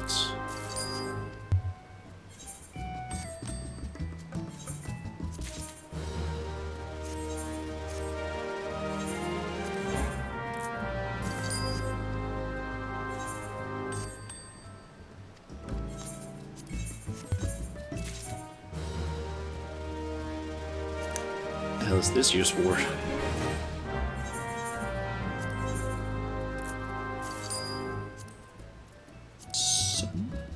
Fire sand. That's not a lot. That's the 2 items that it's used for, Jesus. Okay, let's see. I need to entrust some materia. Space, I do not. Damn it.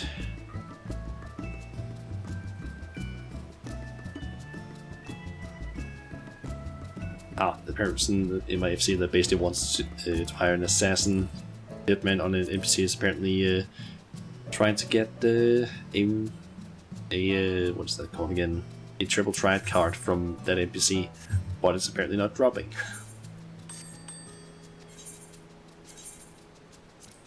That's something that can definitely happen from time to time. Let's see. I guess you there as well.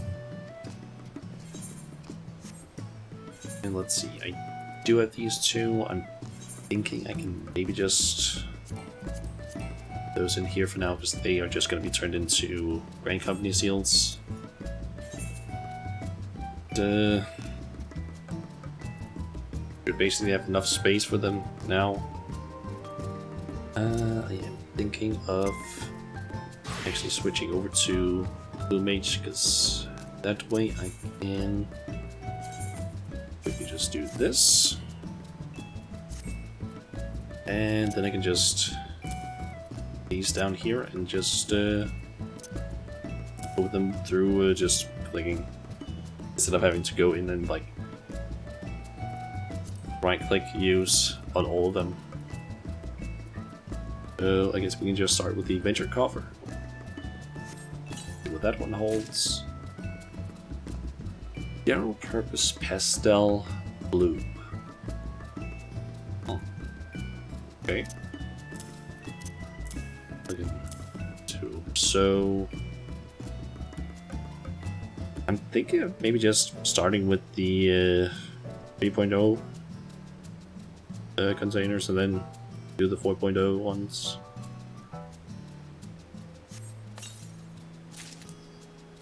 See if I get anything new. Let's see, I already got that. And that I do believe the Lesser Pander might be selling for a decent amount. Tiny tape here. Got that. Demon block. That one. Wind up Illuminatus. Have that one yet. Red Out Fawn. Cherry Bomb, that one you can just literally buy. I think the same with the White Iron Fawn. Algoat, already have that. Check his shows. Add that one, LSA. Got it. Have that one. I'm kind of just hoping that I mainly get the like mount because I'm only missing 1 mount from this. This box can drop, and a bear. That's a new one. Airship. Wolf Rabbit. I want might sell for a decent amount. Gold Flush Mine Card. So far I haven't gotten any duplicates. There's one I've already gotten. Bottle Vanguard. Nice.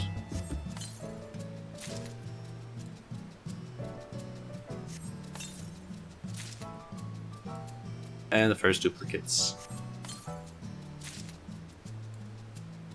Cradle King. Baby Bun. Eggplant Knight. One of those. Another duplicate. We have the Vitrigora now. 4 of them.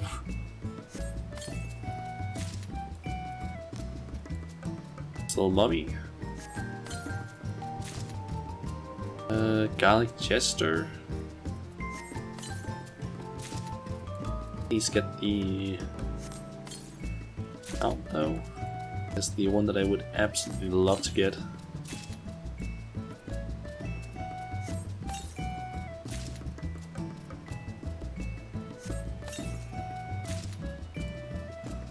It's another duplicate.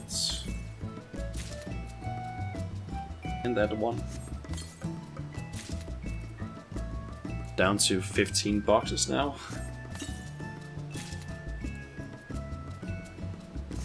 Golem. Another duplicate. That again. Alka. Another miniature minecart. Wind Up Titan, don't have that one yet. Stall?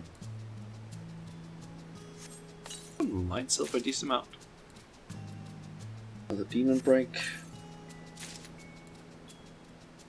Legend Dodo. In Brachiosaur. Unicolts. Another dress up LSA. Dodo. Another LSA, and now I only have one left. Can I get them out? Please? Oh. Steam powered Golf Walker. 7? Oh well. Not that lucky with that one, but next one there, like the 4.0 boxes do have a F3 mouse that I don't have yet, and what is that? That is like 22, I think. It's 22 minions that I'm still missing. Let's just get started. Opening. Wind Up Weapon, that's new. Daisy.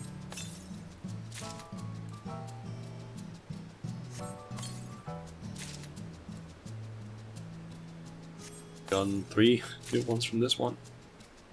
4.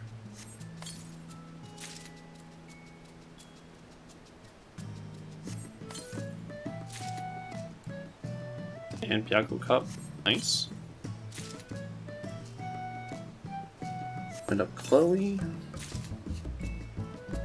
Fishmark. Ian.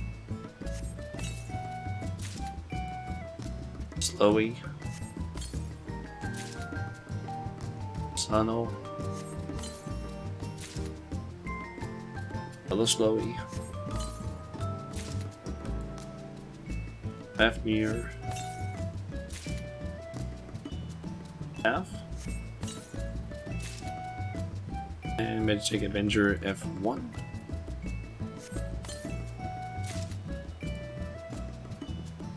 Mithra.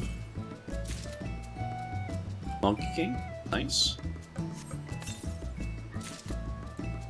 Another Monkey King. Those things, I don't really know how to pronounce that. Bombfish, nice. Mr. Chobo Chick.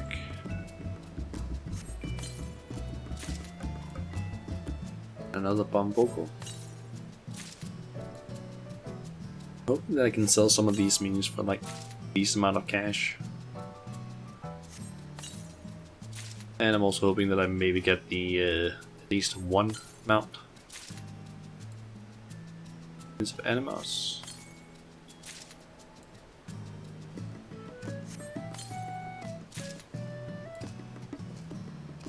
doll.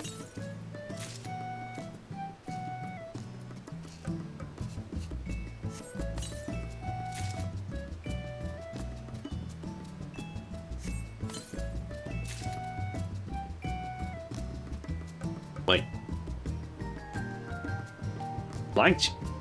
What? Flying chair? I didn't realize that was one of the mounts that I could get. Huh. Hold on, what are the other mounts that I can get then? There's the Eureka Petrol, the Elthros, I think it is, and the Dodo. Huh. I mean, if I get the Dodo, that is an extremely expensive mount, I believe. Mud Pie, Vito, and I see you over there, Chun Chun. Ooh, I'm a Shiba.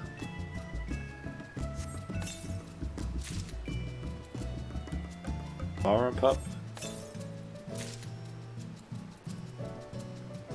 Wind Up Taru Taru.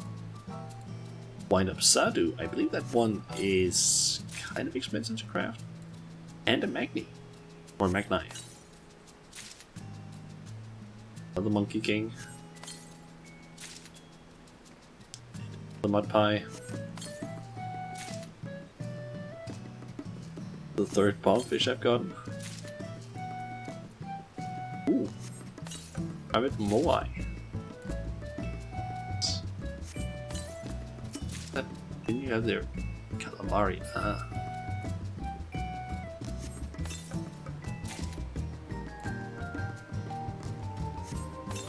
And I'm about to run out of inventory spaces. Thankfully, I did make sure that I had enough. So, Tiny Tatsunoko. Okay, now I just need to obtain different minions that I haven't gotten yet. Let's see, which ones do I not have? I guess I can basically see how many of these I am able to like use based on the amount of empty spaces.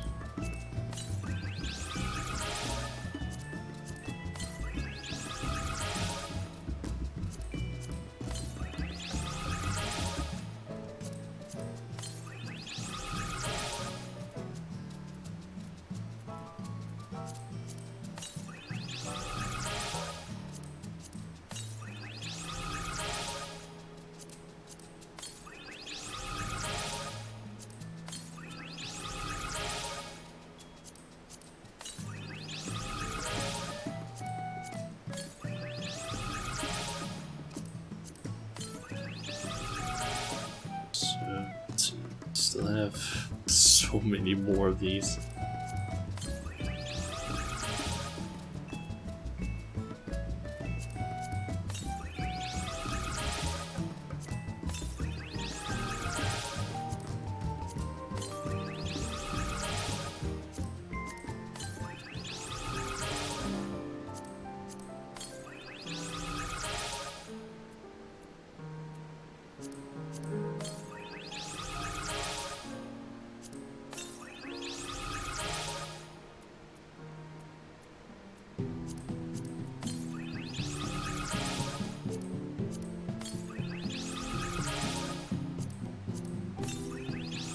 Let's see, we have 5, 6, 7, 9, 12, 13, 14, 15, 16, 17, 18, 19, 20, 21, 22, 23. 23 new minions. That's what I got.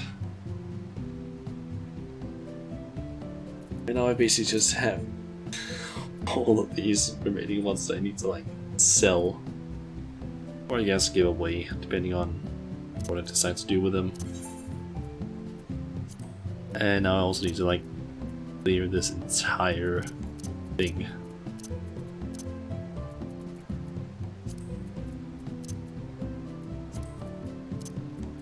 These like green dots are gonna annoy me. See them all over the place. Up to 220 millions now. Jesus. I'm actually curious as well. How expensive is the general purpose pastel blue dye?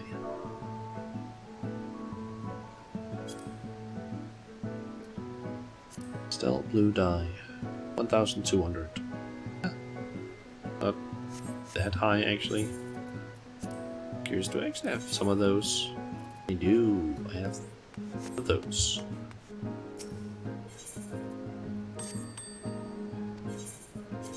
Go ahead and drop that one in here.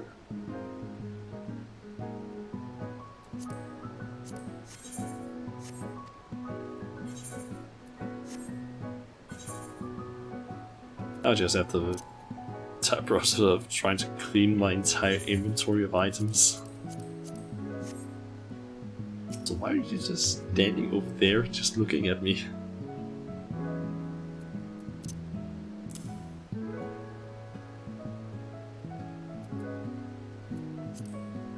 Last are even playing as Gunbreaker, okay. Yeah, why are you just standing there, just staring?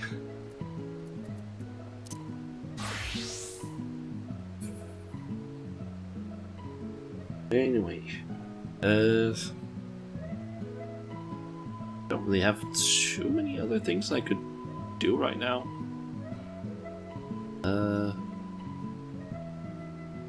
We need to check something here. Let's see, I have around 20-ish minutes left before we hit the 4-hour mark. And that's not enough time to basically get the next Isospawn island, so that's not really something that I can really do right now. Okay, I see that you have invited me to a party placing. Do you want? I may ask.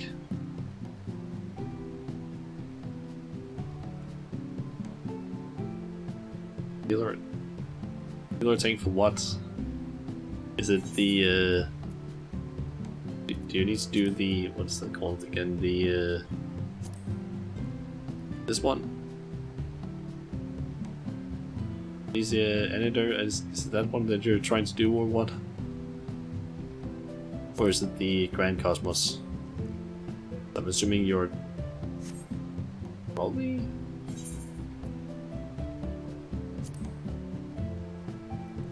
Yeah. I'm assuming this one. I mean, I have a tank and a healer at 90, but I'm not really good at the healer part, so I guess I could go tank. But I mean, I'm kind of planning on basically ending the stream like around now, because there isn't much left I can do. Plus, I get the feeling that the dungeon is maybe gonna take a while. Nope. You want me to specifically do this on stream or what?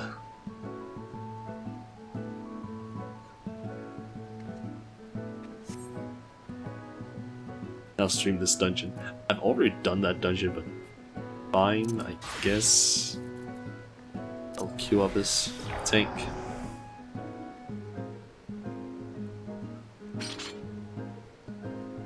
You're gonna become popular. Yeah, except for the fact that I might end up fucking up here, because I am still not fully confident in my ability as a tank. Plus, I'm semi-forgetting some of the mechanics for this one. Although I did run it a few times in order to try and get a card. Just don't die. I know.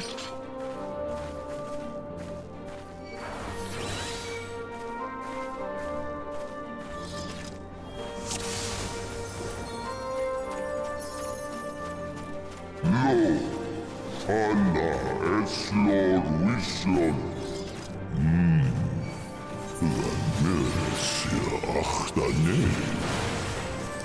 just noticed that I haven't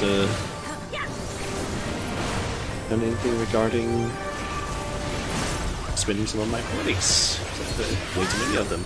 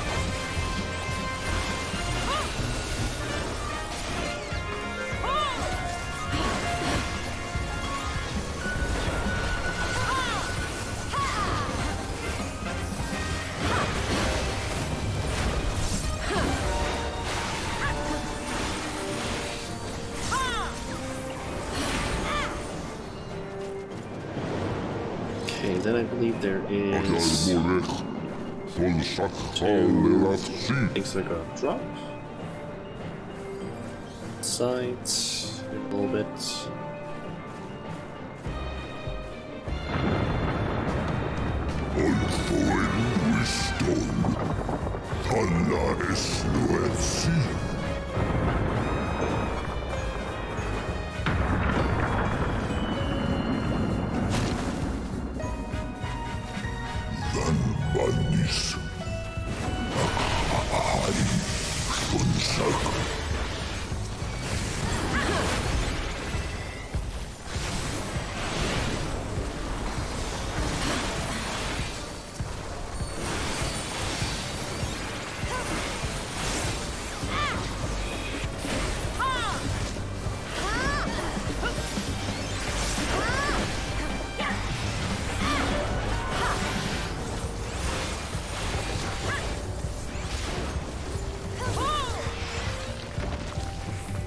Okay, it's just a matter of waiting for the...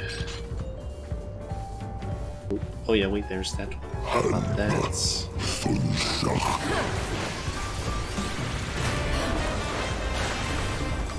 What about that? This one also spawns in. Now after this one, that's when we basically get to the next location.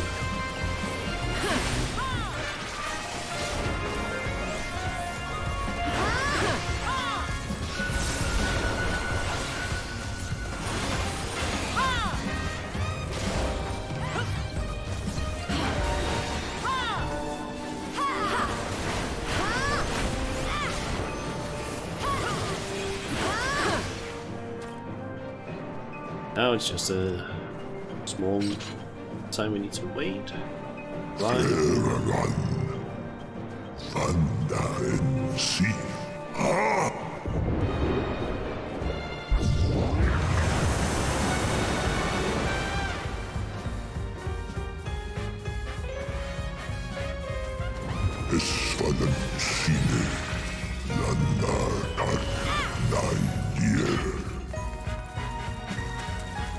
Another question is just if I can figure out the mechanics for these bosses as a tank.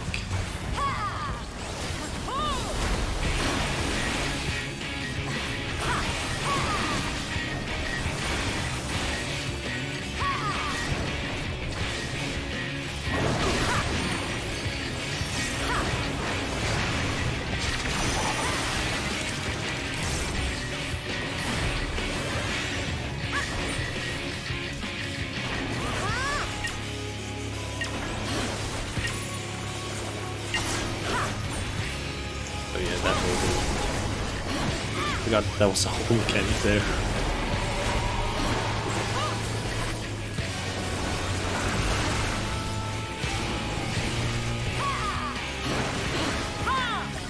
Think about it, the last time I also did this one, was also unsynced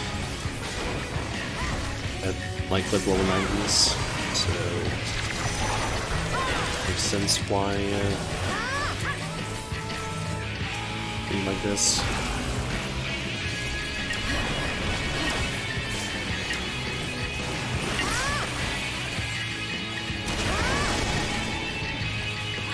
I ended up sending two AoEs there.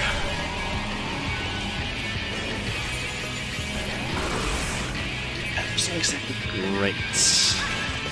Yeah, I think this is a wipe. Possibly.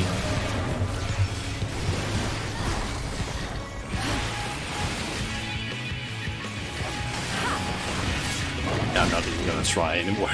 This is a wipe. To be honest, I don't fucking know what to do with the like weird AoE thing there, because I end up just standing in the completely wrong spot.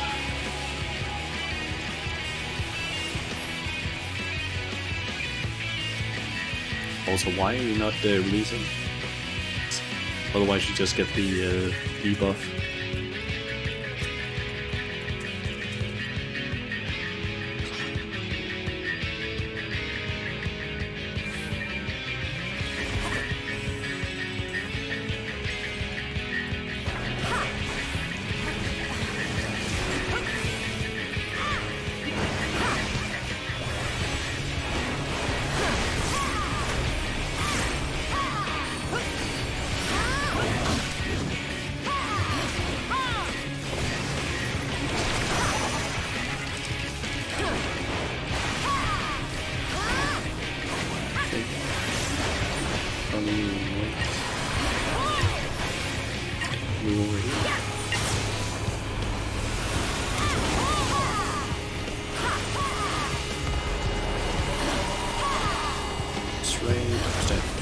Guessing.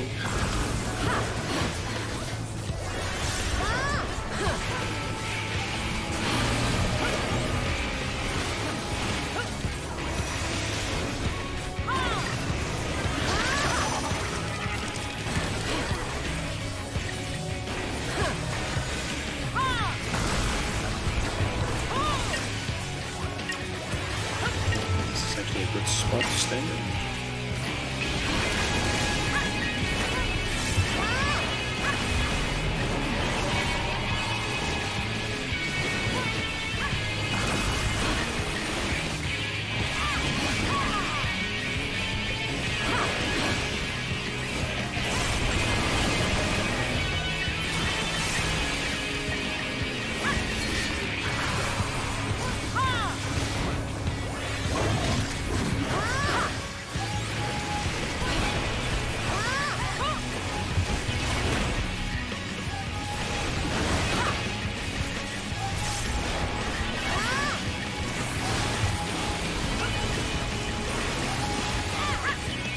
This one.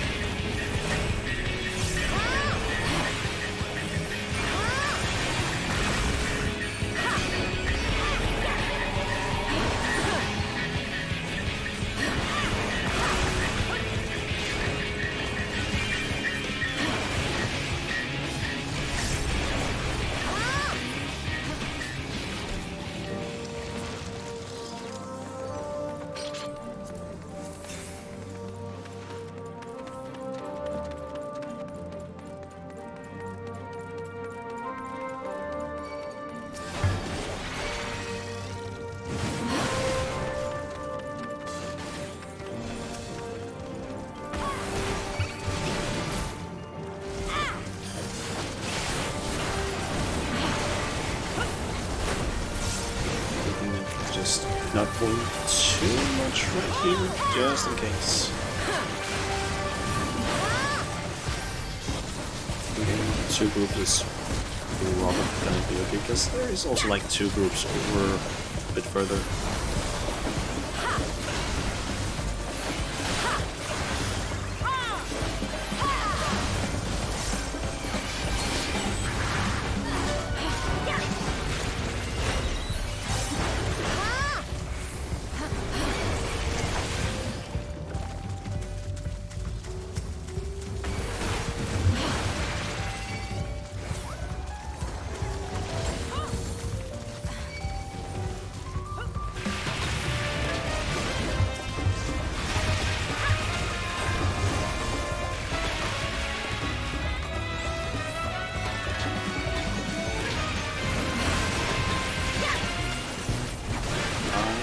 using... Oh. Enemies, rather.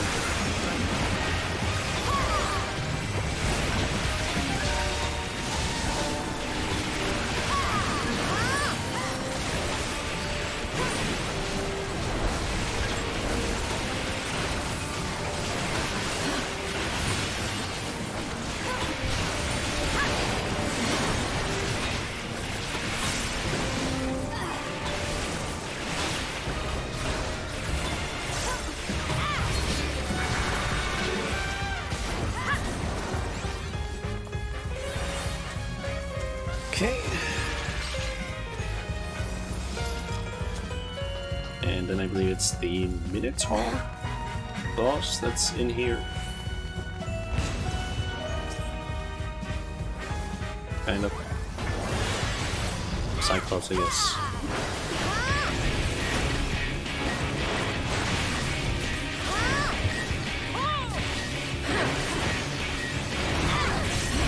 Final force.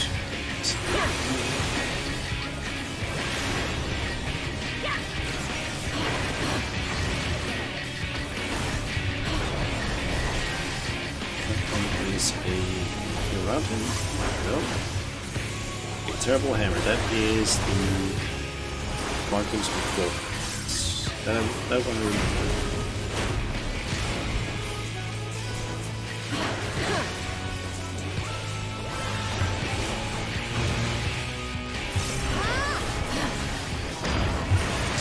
One of them to help and then move out of that.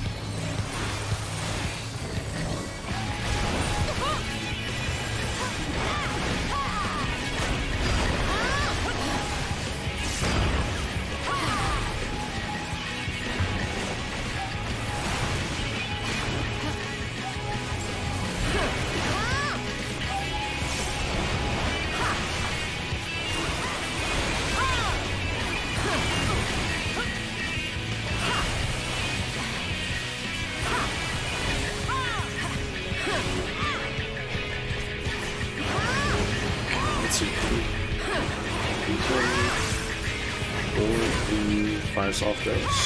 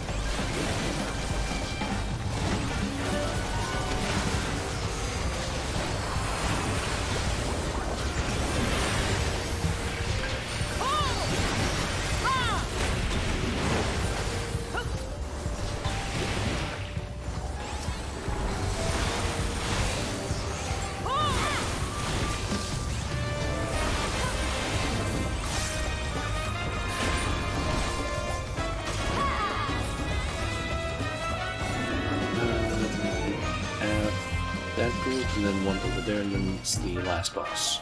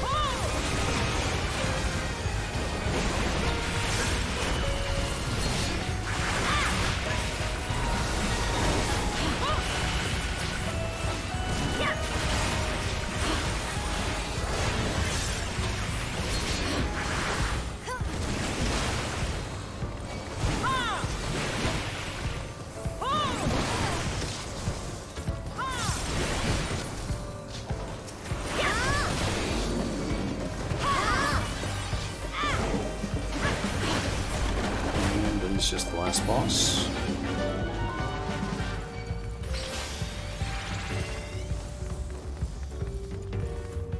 I believe that's the next one.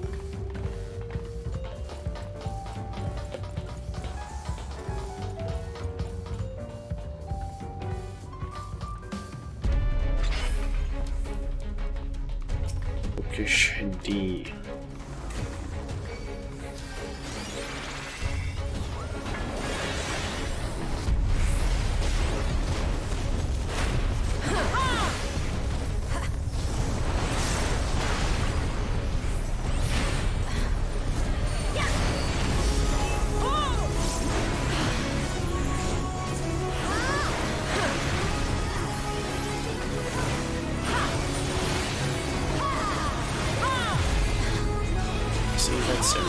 Don't quite remember this part, to be honest, because that's a while ago that I last did this one normally.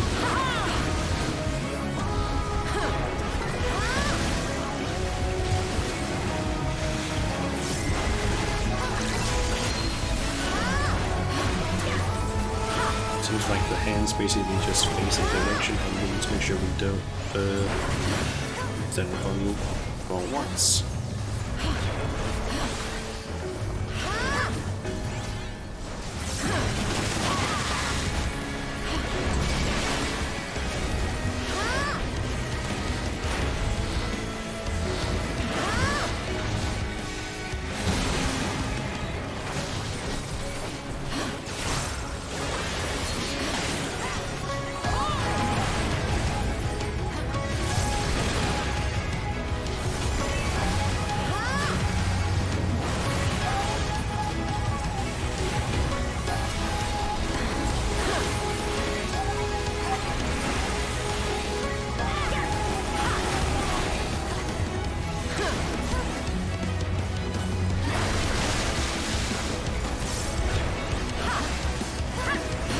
Using hands from both sides.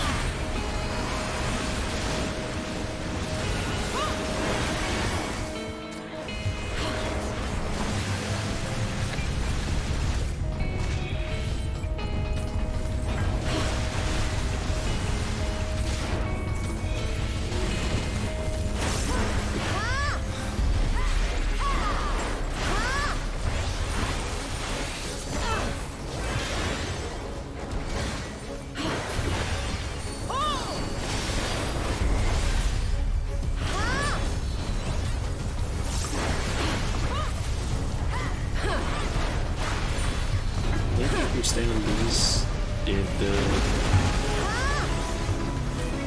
I forget something this morning.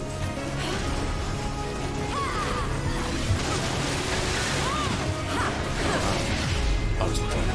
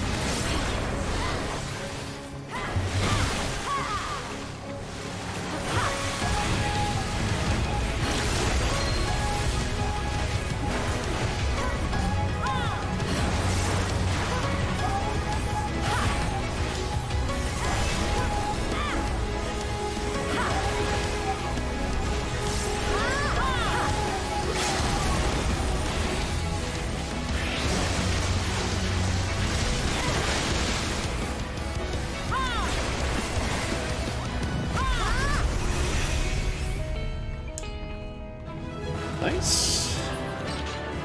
And no triple track card. Oh.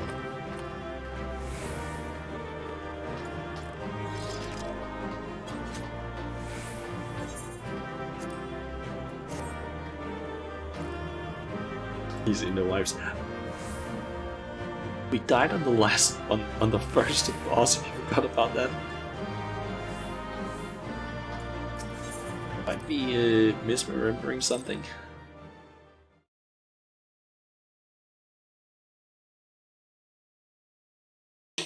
No wipes. Fine, if you say so. You were. That's weird because I saw you moving around. Did you get your little sister's like play for you at that time while you were peeing then?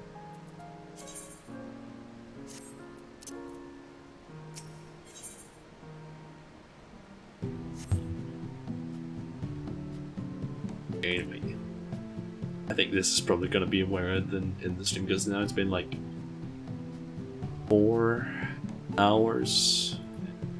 Yeah, that's usually just when I like. This is basically where I was planning on ending the stream anyway. So yeah, basically there isn't a whole lot else. I think I might need to start like doing the MSQ if I want to like, I don't know, unlock stuff or some other things. I don't really know. Extreme content. I don't know if you know this, but I'm pretty sure I can't queue up for the extreme things because I need like 560 to do the first 2 ones. Although I guess actually do it on Reaper. Savage raids. I mean, the only like old extremes. True, I can do that, but I mean everything before Stormblood, I can basically like solo legit and unsynced. The thing is just that it's just a bit of a pain in the ass to maybe try and like make groups that are like where it's proper unsynced and minimum item level if you don't have like an audience, because some duty roulette, like sure I can queue up for duty roulette, but like I feel like if you want the proper experience you would do like proper like hold on.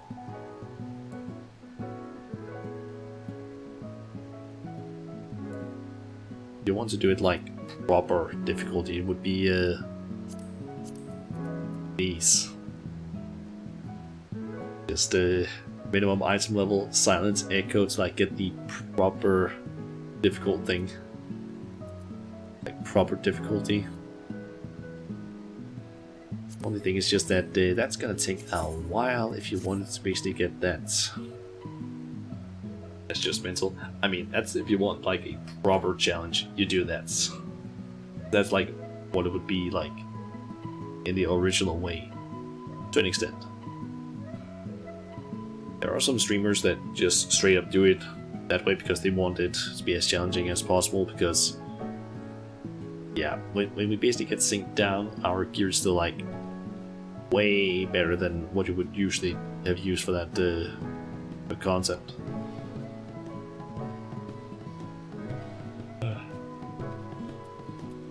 Yeah.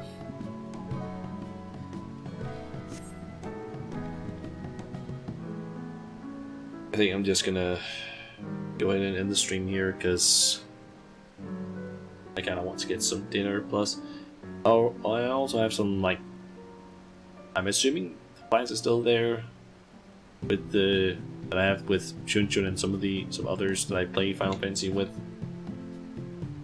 They're like in, I don't know, an hour-ish or something, unless that's happening after all. I don't know.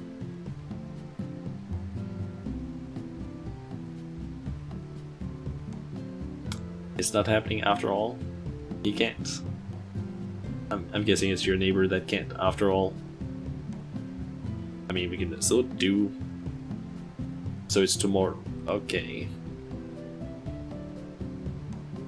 Doesn't really make too much of a difference to me, to be honest, as long as it's not like at an extremely annoying time during the day, like extremely late, because I do have school after all here on Monday. Although technically it's like I have like a test to do,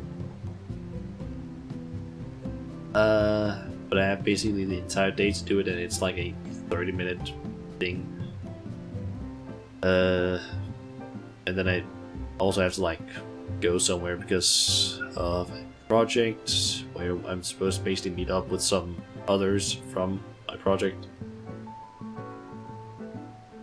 But yeah, I also completely forgot to mention on stream that I basically mentioned yesterday that I've been writing to someone on a DBA in order to try and like buy a what do they call it again? A capture card. Checked the posting the day like after the stream. Yeah, it turns out that one has been basically closed down after all. Like 2 of the postings that I had found had been closed down, so I can't buy that one anymore. Did find someone on Facebook though selling it, but they haven't replied yet. So still waiting for that one. That person to raise a reply, and I wrote to them like 19 hours ago, so I'm hoping they're gonna reply, because that's still in an area where I can like somewhat easily get to, and this one is even cheaper than the one I tried buying, that was trying to buy more.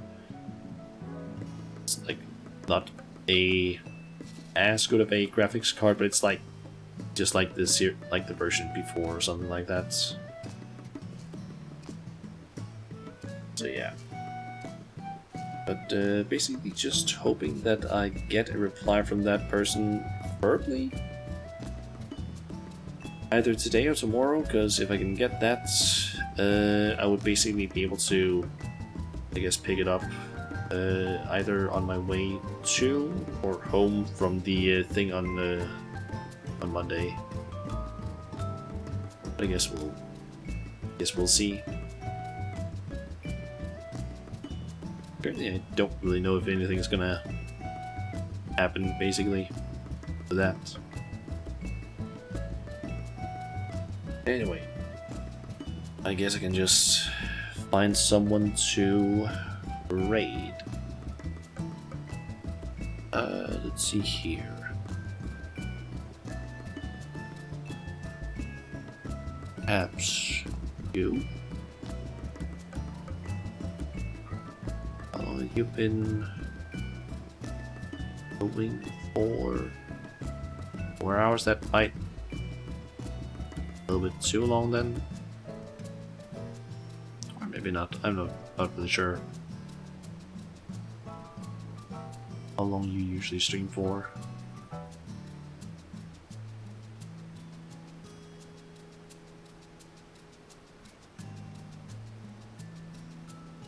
Not sure. I'm basically thinking we are gonna raid Pendy Katan, who is a another Danish VTuber. So go, raid command's ready. Yeah, and Pendy is basically gonna do some shiny hunting in Pokemon Sword and Shield. Looks like they're currently going for a Wooloo. Shiny Wooloo, I'm thinking. Could be wrong. But